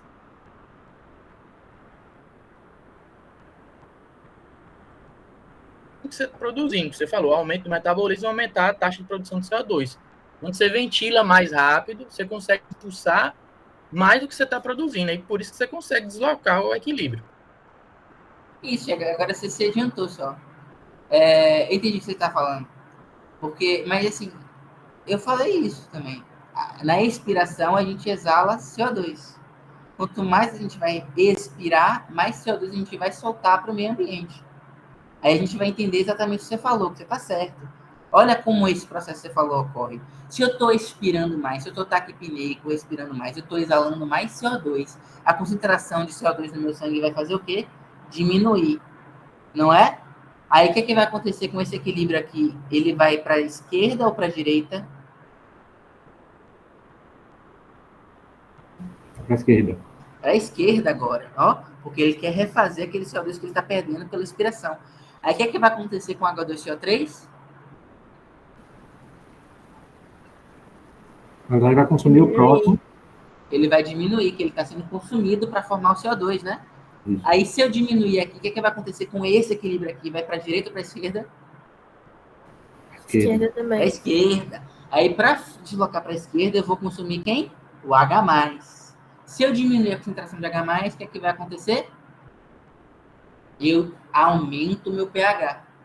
Então, aquilo que o Thiago falou muito bem é que se eu tenho um aumento da minha frequência respiratória, a diminuição do CO2 no meu sangue, porque eu estou exalando mais CO2, vai levar, por via esse equilíbrio sanguíneo, a uma diminuição da concentração de H+. E a concentração de H+, vai levar ao aumento do pH, ou seja, a alquilinização, a basicidade do nosso sangue. Todo mundo compreende esse mecanismo de controle? Show de Matheus, bola. Diga. é nesse ponto aí que tem aquela diferenciação, eu não lembro o nome, acidose metabólica ou acidose do outro tipo, que eu não lembro. Acidose respiratória, acidose metabólica. Isso, esse caso, no caso aí, na verdade, eu estou alcalinizando de forma respiratória, né? Mas veja que isso é fisiológico. Existem formas patológicas associadas a isso, entende? Por exemplo, uma forma patológica de alcalose metabólica é a cetoacidose diabética. Na cetoacidose diabética, a gente tem uma forma de alcalose metabólica, entende? Sim. E aí leva à morte justamente por fadiga do músculo respiratório. Porque o meu pulmão vai tentar controlar esse equilíbrio de ácido-base no sangue, mas aí, se for algo muito grave, muito severo, eu vou levar à fadiga dos músculos respiratórios e aí leva à morte por causa disso. Entende? Então, eles estão muito interligados, essa regulação da respiração com a regulação do ácido-base no pulmão. Ou ácido base no sangue. Entendi, perfeito. Valeu. Gente, eu vou pedir rapidinho pra eu ir no banheiro. Já volto, tá? Rápido, rápido.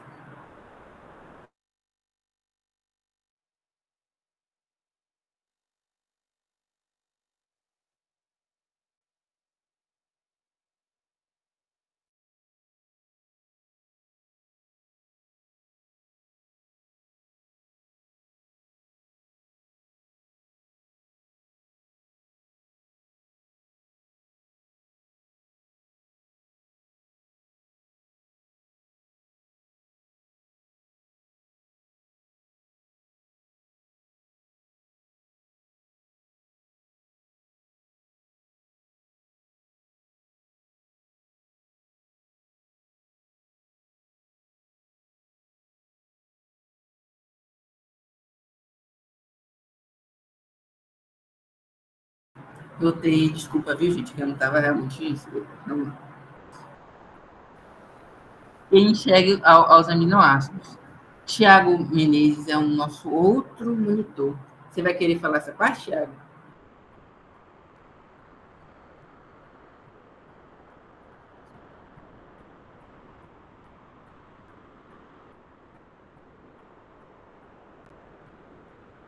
Não, gente, é Tiago Menezes.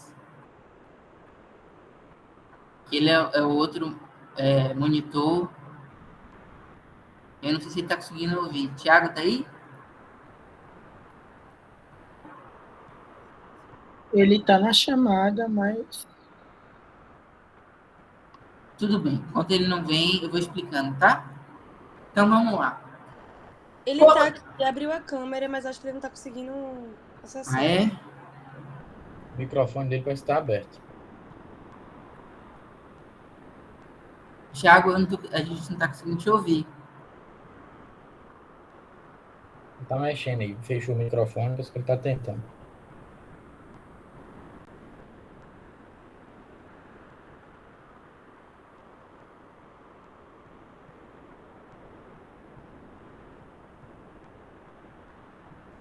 Pronto, acho que agora vai. Foi? Oi, valeu, Thiago. Você vai me dizendo que eu vou passando os slides, tá? Tranquilo. Então, como o Matheus já falou, eu sou o Thiago, sou o outro monitor. Eu sou um pouco mais à frente de vocês, eu estou já no 6º semestre e eu voltei aqui para ajudar um pouquinho vocês. Então, como o Matheus já falou muito bem, isso é um aminoácido, certo? E os aminoácidos são uma espécie de tijolinhos que vão formar o quê? As proteínas. proteínas é o que a gente chama de polímeros. Não sei se a professora comentou com vocês. Enquanto os aminoácidos são o que a gente chama de monômeros. Tudo bem, gente? E outra coisa, se vocês tiverem alguma dúvida, podem comentar aqui comigo. Então, como um aminoácido é feito, como o próprio Matheus já falou, ele tem um grupo amina, tem um grupo carboxila. Ao mesmo tempo, esse carbono que está em laranjinha é o que a gente chama de carbono quiral. Tudo bem? Acima dele tem um R, que é justamente o quê? É a cadeia lateral. E abaixo desse carbono quiral que está representado é um hidrogênio. Aí só uma perguntinha para saber se vocês estavam atentos ao que o Matheus estava falando. Essa forma de aminoácido, ela existe no nosso corpo? Vocês acham que sim ou que não?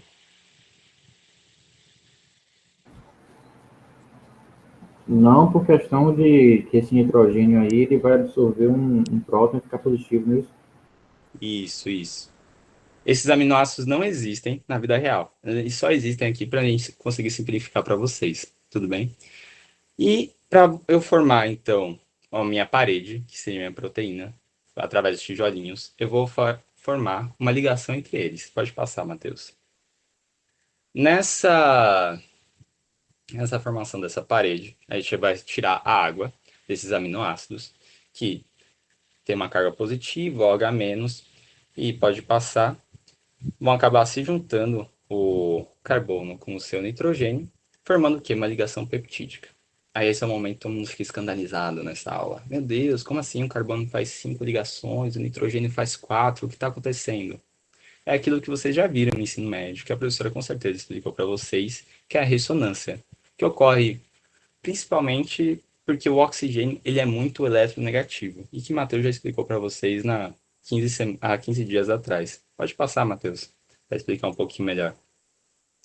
Imaginem que a ressonância é como se fosse um cabo de guerra. Ok? Eles estão brigando por causa dos elétrons. Então, basicamente, o oxigênio fala assim, opa, eu quero esse parzinho de elétrons que está na dupla ligação para mim. Então, ele vai lá e coloca esse parzinho de elétrons na camada de valência dele. Só que, consequentemente, eu vou precisar ter um rearranjo, porque o carbono precisa fazer quantas ligações? 4. E quem está dando sopa ali? Os elétrons da camada de valência do nitrogênio, que alguém perguntou, não lembro quem foi, eu acho que foi o Thiago, que comentou do Matheus, o NH4, ou NH3, como surge essa camada? O Matheus explicou muito bem. Então, ele acaba puxando esses elétrons da camada de valência para dupla ligação entre carbono e nitrogênio. Só que o nitrogênio, digamos assim, fica retado. Faz o quê?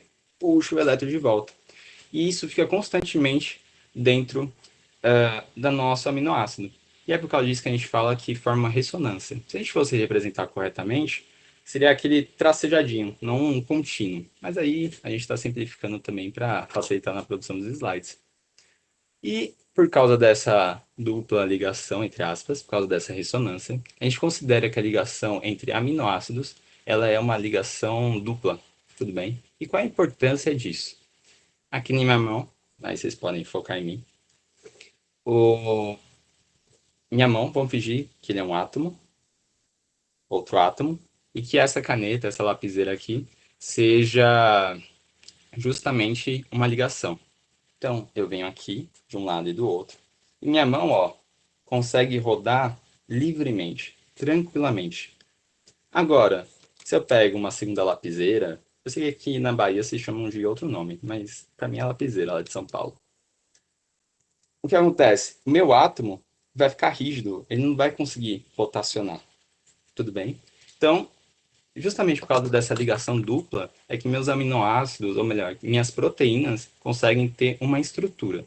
E como vocês já aprenderam, a estrutura é muito importante para a função dessa proteína. Tudo bem? Pode passar e a gente vai conversar um pouquinho sobre as estruturas das proteínas que podem se formar. Essa parte eu vou acelerar um pouquinho, porque eu sei que vocês já estão cansados e tem bastante coisa pela frente. Mas se vocês tiverem qualquer dúvida, pode parar. Ok? Então, o que é uma proteína primária? É a mera sequência de aminoácidos. Então, já vem um RNA mensageiro que saiu lá do núcleo, vocês estão vendo isso em BMC. Saiu lá do núcleo com as várias informações dele e já nesse RNA mensageiro já tem as informações da minha sequência de aminoácido. Ele vai passar pelo ribossomo, o ribossomo vai acabar juntando vários aminoácidos, vem, e vai formando a proteína. Então, essa é a estrutura primária. Pode passar. A estrutura secundária é o quê? É o começo do enovelamento. E quando eu começo a enovelar, às vezes já é saindo do ribossomo, tudo bem? Ele pode formar estruturas organizadas, que a gente trouxe duas para vocês. A primeira é a alfa-hélice, que está aqui na direita. A alfa-hélice ela é muito interessante por quê? Porque normalmente as ligações de hidrogênio serão entre aminoácidos próximos. Então vamos fingir que é entre o aminoácido 1 e 4, é entre o aminoácido 5 e 8. E ele vai ganhar esse formato de hélice em si. A outra forma organizada que a gente diz é a beta-folha. A beta-folha ela pode formar ligações de hidrogênio não apenas com aqueles aminoácidos que estão perto, mas também com aminoácidos que estão distantes. Ok? Então, às vezes é uma ligação entre o aminoácido 10 e o 40, entre o 15 e o 45. Ele acaba formando justamente essa... parecendo uma folha mesmo. Tudo bem? Pode passar, Matheus? Aqui é só a representação que vocês viram nas suas práticas. E quando era na época de vocês, uma dúvida que me surgiu é justamente, como vocês podem ver, tem uma seta, parece ter um rabicozinho, até entrar vamos dizer assim, na cauda da seta, e aí a gente tem a seta em si. Aí eu ficava, nossa, o que é isso? Lembra que pode formar estruturas organizadas, que eu acabei de falar para vocês, como estruturas aleatórias. Nesse caso, é apenas uma estrutura aleatória nesse primeiro momento. Tudo bem, gente? Então, a gente tem aqui as representações tanto da alfa-hélice quanto da folha beta. Uma questão que pode cair para vocês é a seguinte. Tiago, qual é a estrutura de folha beta é mais estável? Quando elas estão numa direção paralela ou antiparalela? Vocês lembram disso, por acaso? Não lembram? Alguém sabe a resposta? Quer chutar? Não? Não? Tudo bem. É antiparalela. Isso, é antiparalela. Por quê? Basicamente, o que é essa direção, né? É onde tem o grupo amina e o grupo carboxila. Então, vamos pedir que essa é um sentido.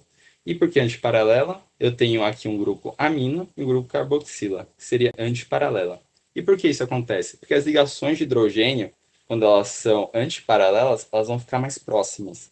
Então, isso vai dar uma estrutura maior. Se fosse uma forma paralela, vou te fazer aqui, seriam mais afastadas. Isso é apenas uma questão geométrica. Tudo bem? Mas levem isso no coraçãozinho de vocês e vai que cai na prova. Pode passar.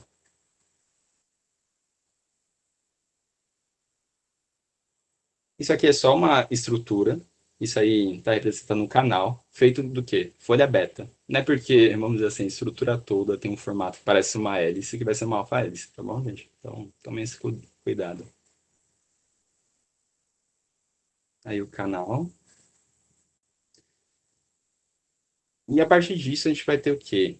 Uma estrutura terciária. A estrutura terciária é quando a proteína começa a ganhar, vamos dizer assim, ares de tridimensional. Então, ao longo da estrutura, eu posso ter mais ligações de hidrogênio, que está representado aí. Eu posso ter ligações iônicas através das cadeias laterais, tá bom? Eu posso ter uma formação de uma cistina. Como? Ocorre uma ligação de sulfeto entre duas cisteínas. Eu posso ter cadeias laterais que vão formar uma região hidrofóbica ou uma hidrofílica. E isso vai ganhar o quê? Ares tridimensionais. E aí o Matheus até marcou. Terciário, lembra que terciário é o quê? 3D. Tudo bem? E isso é como se fosse um origami. Você vai fazer seu aviãozinho de papel, vai dobrando até formar o nosso querido avião. E no nosso caso, no mundo da bioquímica, elas vão dobrando até formar estruturas realmente complexas. Ok? E, pode passar, Matheus. Quando eu tenho mais de uma estrutura terciária, no caso aqui, não sei se alguém reconhece. Alguém chuta que proteína é essa que está aparecendo aí na tela? Hemoglobina. A hemoglobina. Então, quando tem a união de algumas estruturas terciárias, pode ser 2, 3, 4, quantas forem, eu vou ter uma estrutura quaternária.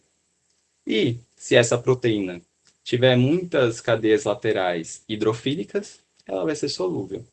Se tiver muitas cadeias laterais hidrofóbicas, ela vai ser insolúvel em água. Tá bom, gente?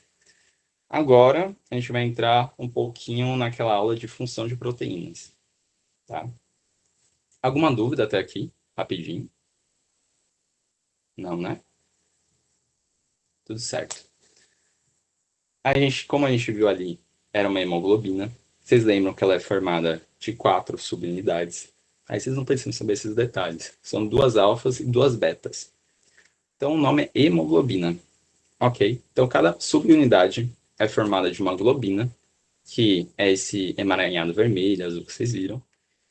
E o grupo M, que o Matheus vai mostrar agora, que a gente chama esse grupo M de um grupo prostético. Tiago, o que é um grupo prostético? Que nome feio é esse? Um grupo prostético é simplesmente uma coisa, uma molécula, uma estrutura, pode ser orgânica ou inorgânica, que a proteína precisa muito para funcionar. Ok? O grupo M não é apenas exclusivo da hemoglobina. Quando a gente for ver a mioglobina, ele também tem um grupo M, mas com outro propósito. Ok? Ou, desculpe, falei besteira, é a globina, que é igual. Mas segue o baile, gente. Então aqui está o grupo M, que é o nosso grupo prostético. Pode passar também. Então, nesse grupo M, tem a presença do famoso ferro, ok? E em cada ferro, eu vou conseguir fazer uma ligação com o oxigênio. Então, como cada hemoglobina tem 4 grupos M, quer dizer que cada hemoglobina consegue levar quantos oxigênios? 4 oxigênios. Tudo bem, gente? Fácil até aqui? Tranquilo. Pode passar também, Matheus? O próximo. E essa imagem é muito interessante. Por quê? Porque a hemoglobina é uma proteína, não sei se vocês lembram o nome, mas é uma proteína alostérica. Tiago, o que é algo alostérico? É alguma coisa que muda de forma. Fácil e simples. No caso da hemoglobina, toda vez que o oxigênio se liga ao grupo M, ele vai mudar a conformação de toda a hemoglobina. Então, não sei se vocês lembram isso, que talvez seja tempo, mas a professora Bárbara, acredito que tenha explicado para vocês o quê? Quando o oxigênio se liga a um grupo M, ele vai transformar essa hemoglobina de uma tal forma que os outros grupos M também vão estar aptos a receber um oxigênio. Lembram disso? E que, basicamente, existem 2 estados da nossa hemoglobina, que é uma proteína alostérica. Um estado tenso e um estado relaxado. O estado tenso é qual? É aquela que a hemoglobina não tem afinidade por O2, ou seja, ela sai entregando o oxigênio. Um estado relaxado é aquela onde a nossa hemoglobina ela vai ter muita afinidade com o meu oxigênio, então ela vai pegar para si. Aí, na época de vocês, esse conceito era um pouco abstrato. Então, tentei trazer uma metáfora aqui para vocês compreenderem comigo. Tá? Uma metáfora não é muito boa, mas eu acho que dá para entender. Imagine que, então, a nossa hemoglobina ela é uma hemoglobina, vamos dizer assim, descuidada. E ela sai rica em oxigênio dentro do bolso dela. E ela sai no meio da noite, na rua mais perigosa de Salvador. Tudo bem? Então, quando ela está andando nessa rua de Salvador super perigosa, chega um assaltante. Esse assaltante chega na nossa hemoglobina e como ela vai ficar? Ela vai ficar tensa, tensa, tensa.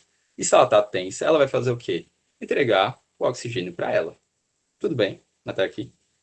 Lembra dessa historinha, qualquer coisa. Agora, se a minha hemoglobina está indo para a praia, ela está tranquila, ela vai fazer o quê? Quer ser uma coisa? Vou até botar mais oxigênio no meu bolso. Por quê? Porque ela está relaxada. Ali ela pode, ali ela quer mais. Tudo bem? Não sei se entenderam mais, mas Nessa metáfora, ainda dá para dizer quem são os assaltantes, tudo bem? Justamente o H+, e uma outra molécula que a gente chama bifosfato glicerato, que a gente vai explicar mais para frente. Pode falar, Thiago. Eu não entendi essa questão aí. Então, que teoricamente, pelo que eu tinha entendido, quando ela está oxigenada, é que ela está no estado que ela quer doar o oxigênio, porque ela já está oxigenada, no caso. E quando ela está desoxigenada, ela quer receber o oxigênio. É essa a lógica? Quando ela está desoxigenada, ela quer receber o oxigênio. E quando ela está oxigenada, ela quer doar o oxigênio. E quando ela está oxigenada, não é necessariamente desse jeito, tipo assim, É meio, a hemoglobina nessa quer doar. Ela vai ter GFC3, mecanismos que vai fazer ela doar. Pense assim, tudo bem? Aí quais são os mecanismos que vai fazer ela doar? Vai ser justamente um aumento no meu pH local e o aumento dessa molécula, que é o bifosfato glicerato. Conseguiu entender um pouquinho melhor? Aí na ausência desses elementos, ela vai querer pegar o oxigênio para ela. Então não pense que a hemoglobina, quando está oxigenada, quer entregar. Não. Tem mecanismos que vão fazer ela entregar. Entendeu melhor? sim, então, tipo assim, o que faz ela doar ou não é ela própria, é o meio externo que força ela a doar o oxigênio. É isso mesmo. Então, Então, mas o estado, ela só doa, logicamente, quando ela está oxigenada. Ou seja, ela nesse só estado, pode doar aquilo que tem, vamos dizer assim. Então, sim, você está lógico. certo. Então, Isso. é nesse estado relaxado que está aqui à direita, no caso. Aí, na verdade, não. Aí, no estado relaxado, ela vai ter muita afinidade com o oxigênio. Então, ela vai ficar tudo para ela, digamos assim. Entendeu? Aí, ela precisa ficar, vamos dizer assim, tensa. Ela tende a ficar tensa para aí sim entregar. Certo? Tá, aí em que situação é que ela fica tensa ou relaxada? Aí, a gente vai ver um pouquinho mais para frente. Ah, tá. Aí, primeiro, talvez esse seja o motivo da sua confusão. Pode passar um pouco o próximo slide, Matheus? É justamente, talvez você esteja pensando, é na curva, né? Porque, por exemplo, se eu tenho uma alta saturação de oxigênio, com certeza a minha hemoglobina vai pegar esses oxigênios. E quando for passando pelos tecidos, ela vai entregar esse oxigênio. Seria mais ou menos isso também, né? Que você está pensando, julgo. É meio que isso mesmo. Sim, Tipo, sim. se ela está carregada de oxigênio, ela vai ter mais afinidade para doar o oxigênio. Isso mesmo. Então, esse pensamento seu está correto. E você vai ter outros dois elementos que vão intensificar, digamos assim. Melhorei agora? Beleza, só outra dúvida para encaixar os dois aí. No caso, a hemoglobina nunca está vazia. Ela ou está com oxigênio ou está com gás carbônico. Ó, nunca, você vai aprender isso na medicina, que nunca não existe. Certo, mas Mas uma vamos fingir que porcentagem o maior nosso do que caso é. aqui seria esse, no estado normal, de uma pessoa normal, sim. Sim, então ela nunca, vamos lá, na maioria das vezes ela nunca está sozinha. Ou ela está levando oxigênio para o pulmão, ou tirando oxigênio do pulmão e levando para os tecidos, ou está saindo do tecido com gás carbônico e voltando para o pulmão, para fazer hematose. Ó, eu vou te mostrar pelo slide, que talvez não seja exatamente assim que você está pensando, tá bom? Tá. Por quê? Porque isso é fisiologicamente no nosso corpo, a gente tem uma reserva de oxigênio. Então imagina assim, se eu tenho uma hemoglobina, e essa hemoglobina sai do meu pulmão com, essas 4 moléculas de oxigênio ligadas a ela, e ela começa a percorrer meus tecidos, imagine que todo o meu sangue tenha doado todas as minhas hemoglobinas, com todas dentro da hemácia, tenham doado todos os seus oxigênios, ok? Aí, tipo assim, ela vai voltar sozinha, sem ninguém, ou só com CO2 pro pulmão. Esse estado que você está falando para mim é um estado que a gente chama de isquemia, ou acontece como? Acontece no infarto agudo no miocárdio, entendeu? Tipo assim, minha hemoglobina doou todos os oxigênios que ela tinha, consumiu toda a mioglobina que tinha reservada, e aí eu tenho um infarto. Esse aí é um famigerado infarto no miocárdio, tá bom? Ah, Então, o que entendi. acontece mais precisamente é o seguinte. Ó, o Matheus está ajudando aqui com a setinha, com o mouse, com a setinha agora. Então, imagina assim, lá nos pulmões, lembre que eu tenho 4 grupos, ok, livres, dentro da minha hemoglobina. E vamos dizer assim que lá no pulmão, ela se ligou aos 4 oxigênios, ou seja, ela está cheia de oxigênio. E conforme vai descendo a pressão de oxigênio, então desce para 8, vamos dizer, desce para 7, 6, você percebe que aqui no lado do gráfico é um número relativo, né? Então vamos fingir que chegou a 0,75, ou seja, 75%. É o estado que ela doou um oxigênio para o tecido. Ok? Então, quando a gente vai para o PO2 nos tecidos, que é no PO2 de 4, ou seja, ela está mais ou menos na faixa de quanto? De 50%. Então, fisiologicamente, o que vai acontecer é que o sangue, a minha hemácia, vai rodar o meu corpo. E o mais comum de acontecer é que ela volte com alguns oxigênios para o meu pulmão. Entendeu, Thiago? Entendi, não sabia disso. Achava que ela passava, doava todos, voltava carregando CO2, descarregava no pulmão, fazia hematose e voltava e assim ia. Não, porque nem sempre o CO2 fica preso à hemoglobina. O mais comum dela, inclusive, é ser transformada na forma de bicarbonato, que foi o que o Matheus explicou. Sim, Entendeu? sim. Mas Ok. corrigiu, né? Deu para Não, perceber. sim. Entendi. Boa, boa. Qualquer dúvida, a gente pode parar, tá? Então, continuando aqui a interpretação desse gráfico. Então, o indivíduo anêmico, por exemplo, um indivíduo que não tem ferro, que é uma coisa fundamental para a minha hemoglobina, ele não vai conseguir levar tantos oxigênios para o meu tecido. Então, é normal que um indivíduo anêmico tenha essa dificuldade de transporte de oxigênio. E a mesma coisa um indivíduo que está intoxicado com o monóxido de carbono. Mas o monóxido de carbono tem um gráfico exclusivo, eu vou explicar mais para frente, tá bom? Pode passar, Matheus.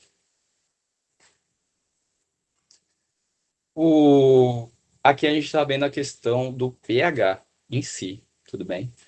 Então, acontece que o meu tecido, muitas vezes, ele está num metabolismo muito doido. Então, vamos fingir que eu estou correndo uma maratona. Vocês acham que simplesmente eu entregar 2 oxigênios para o meu tecido vai ser o suficiente para que ele consiga respirar, para que ele consiga quebrar a glicose dele para formar CO2? Vocês acham que só entregar 2 oxigênios é o suficiente? Não, não é. Então, ó como o corpo é um ser incrível, digamos assim. Acontece que quando o meu metabolismo está muito acelerado, como o Matheus explicou lá no comecinho, ele vai liberar muito o quê? CO2 para o sangue. Se eu tenho muito CO2 no sangue, vai acabar formando o quê? H+. Eu tenho uma alta concentração de H+. Ou seja, eu tenho um pH o quê? Menor.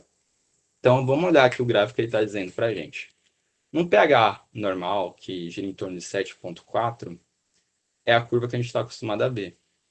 No entanto, num pH mais ácido, que é quando minha hemoglobina precisa entregar mais oxigênio, olha só o que acontece com a curva.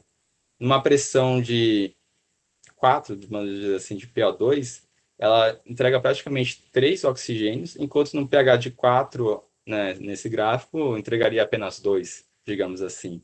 Então, essa é a lógica do nosso corpo. E vamos dizer que esse é o primeiro assaltante, esse é o primeiro que faz passar todos os oxigênios. Ok? Pode passar, Matheus? Nesse gráfico aqui, a gente está vendo a relação um pouquinho da mioglobina no meio. A mioglobina, vamos lembrar então, mioglobina, ela é boa para o transporte de oxigênio? O que vocês acham pelo gráfico?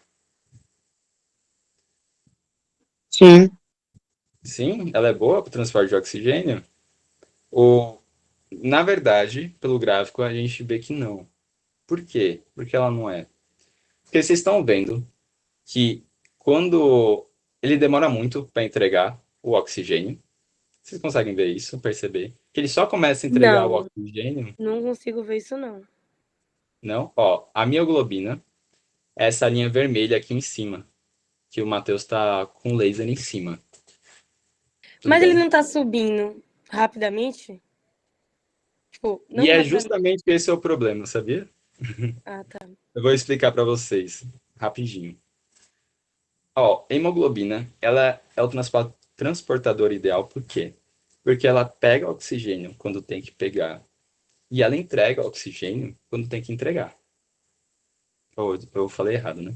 Ela pega oxigênio quando ela tem que pegar e ela entrega oxigênio quando ela tem que entregar. Tudo bem até aí? O que acontece com a mioglobina? A mioglobina, vamos dizer assim, passou no pulmão. Não é assim que funciona, mas eu vou só fazer uma historinha para vocês entenderem. Mioglobina passou no pulmão, ok? E ela pegou todos os oxigênios que ela conseguia. E ela vai passando os tecidos. A gente viu há pouco que a pressão normal seria mais ou menos aqui nos 25, no gráfico, aqui no eixo X, 25. Nessa etapa, a hemoglobina já entregou um oxigênio que uma parte do tecido estava precisando. A mioglobina praticamente não entregou nada.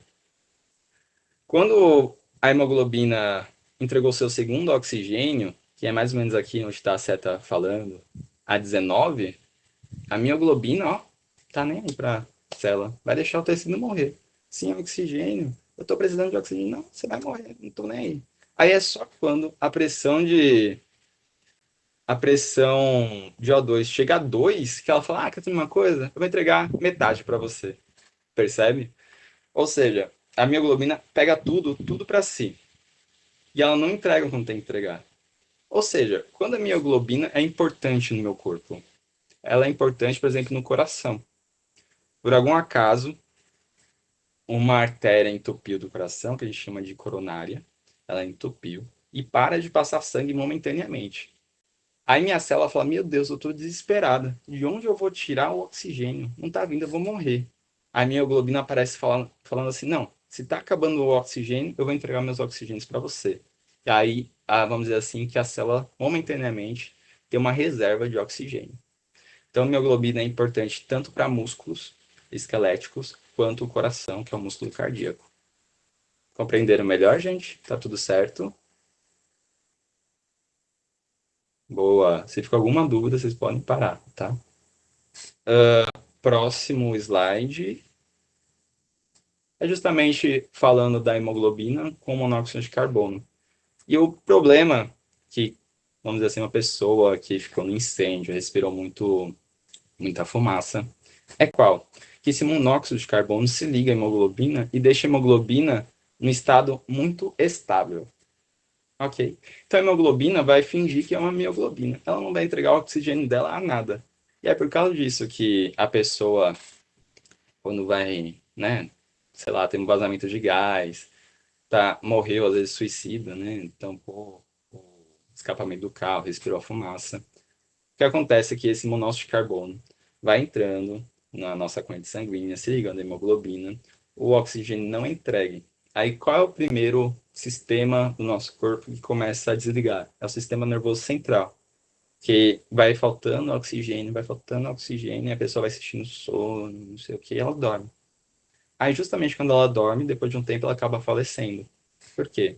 Porque a hemoglobina não vai entregar o oxigênio para o restante do corpo. Tudo bem, gente? Pode passar o slide. Pode falar, Matheus. Eu só queria fazer um questionamento para eles pensarem um pouquinho. Uma das terapias que faz quando o paciente chega com intoxicação por monóxido de carbono é canalização. Você coloca ele, ou você intuba, digamos, vamos imaginar que a intubação que é mais fácil de imaginar. Intubou aquele paciente, colocou ele com pressão positiva em um cano de gás que é quase 100% oxigênio.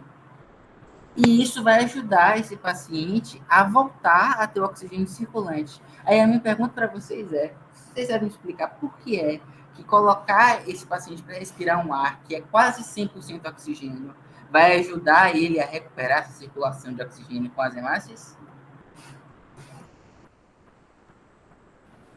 Que vai facilitar a hematose nos pulmões? Como assim? Com maior concentração de oxigênio nos alvéolos, vai facilitar a hematose da pressão. Pressão de quê? Na verdade, não é pressão, é a concentração. Uma concentração é pressão de oxigênio. mesmo. Pressão parcial de oxigênio. De oxigênio. Já eu queria Não, falar... pela leitura do gráfico aí, a única coisa que vai conseguir fazer a reversão da ligação do monóxido de carbono à hemoglobina é justamente uma pressão parcial de oxigênio bem alta, próximo do 100%, como o gráfico está mostrando. Aí, você ofertando esse oxigênio em uma concentração altíssima, você consegue reverter um pouco isso e a hemoglobina passa a ficar biodisponível para se ligar com o oxigênio de novo. Só cuidado que a ligação da hemoglobina com o monóxido de carbono ela é irreversível. O que a gente faz quando a gente coloca uma pressão parcial de oxigênio muito alta é pegar aqueles sítios raros que a hemoglobina não conseguiu se ligar com o monóxido de carbono. Entende? Então, qual é a função quando a gente aumenta essa pressão? É a gente aumentar a afinidade. A gente aumentando a disponibilidade, aumenta a afinidade dessa enzima, que é a hemoglobina, e a gente consegue aumentar a circulação desse oxigênio para esse paciente que está com muito monóxido de carbono. Vocês entenderam essa lógica? É por isso que no pulmão ela faz hematose, por isso no pulmão ela se liga muito fácil com o oxigênio, porque tem muito oxigênio nos alvéolos. A pressão parcial de oxigênio lá no alvéolo é bem maior do que no nosso corpo. Show? Desculpa aí a interrupção. Não, fica tranquilo. Foi ótimo a sua colaboração. Pode passar o slide, que a gente vai chegar ao nosso... Pode falar, Fernanda. Mas então, nesse caso que é irreversível, como é que fica essa porcentagem de hemoglobina que está ligada ao monóxido de carbono? Por exemplo, você vai ter que manter essa pessoa com oxigênio 100%. Por quanto tempo, assim? Porque a gente sabe que a hemácia tem um ciclo de vida de 120 dias. Você sabe essa, Matheus? Tem resposta do nosso corpo a isso. O rim libera uma substância chamada EPO, eritropoetina. E aí, quando a gente está tendo baixa oxigenação do nosso corpo, o nosso corpo manda o nosso rim levar essa eritropoetina lá para a nossa medula óssea. Aí a EPO vai mandar a nossa medula óssea produzir mais hemoglobina, ou hemácias, ela produzir mais hemácias, que levam a hemoglobina, e ela vai acabar liberando sangue até aquelas hemácias que estavam ainda imaturas. Aí os pacientes que tiveram intoxicação muito grave com monóxido de carbono, quando sobrevivem, depois você faz um exame de sangue e você vê presença de hemoglobina típica, jovem, que ainda tem núcleo, por exemplo. Justamente por isso, porque o corpo tenta mobilizar o estoque que tem de hemoglobina disponível, já que a hemoglobina que ele tinha fez uma ligação irreversível com o monóxido de carbono. Aí no baço, que é um órgão do nosso corpo que tem muito sangue, no baço a gente vai ter reciclagem, assim como no fígado, dessa hemoglobina que estava sendo inútil por causa da ligação com o monóxido. Agora, quanto ao tratamento... Aí eu já não sei. Eu teria que dar uma estudada também. Dá uma olhada no up-to-date depois. Aí no caso... seria isso. Desculpa, só... Aí no caso, então, seria... Como o corpo trataria isso, no caso, seria similar ao que acontece na doença, outra patologia, na eritroblastose fetal, do caso, né? Ou quando aquele caso lá que a mãe é de um tipo de sanguíneo, o pai é do outro. Aí, como o sangue está sempre atacado, as hemácias sempre atacadas, começa a ter hemácia que não é ainda madura para circular no sangue, para fazer o papel de hemácia, né? Isso. Acredito que o mecanismo seja o mesmo. Eu não conheço a fundo esse mecanismo, mas acredito que seja o mesmo. Você sabe, Matheus? Eu tô olhando aqui no tratamento no up-to-date para ver se tem alguma coisa. Ele só diz daquilo que a gente falou, da pressão positiva de oxigênio. Não fala mais nada que dá para o paciente. É que basicamente vai chegar um ponto que é irreversível, digamos assim. É por causa disso você tenta de tudo para evitar, né? Por causa disso que a mãe vai tomar alguns medicamentos antes, alguns corticosteroides, se não me falha a memória, para reduzir esse negócio da produção de anticorpos. Mas aí a gente entra numa alçada que talvez não seja de vocês. Isso. Eu acho que aqui... Vamos seguir acho que é Thaís ou Thaís. A Thaís deu um comentário bom. Então, bora continuar para frente, tá? E vocês podem mandar essas perguntas, eu acho incrível. Eu vou ter um prazer enorme de responder para vocês, tá bom? Então, por fim, o nosso último assaltante, digamos assim, que vai fazer a minha hemoglobina entregar mais oxigênio, é justamente o bifosfato glicerato. O bifosfato glicerato, ele é ele está envolvido na respiração celular. Vocês não aprenderam isso, só viram no ensino médio, né? Mas tem a respiração aeróbica, a glicose vai entrar, ela vai ser quebrada em vários componentes. E um desses componentes é o bifosfato glicerato. Ou seja, quando eu tenho bifosfato glicerato no plasma, no sangue, o que ele vai fazer?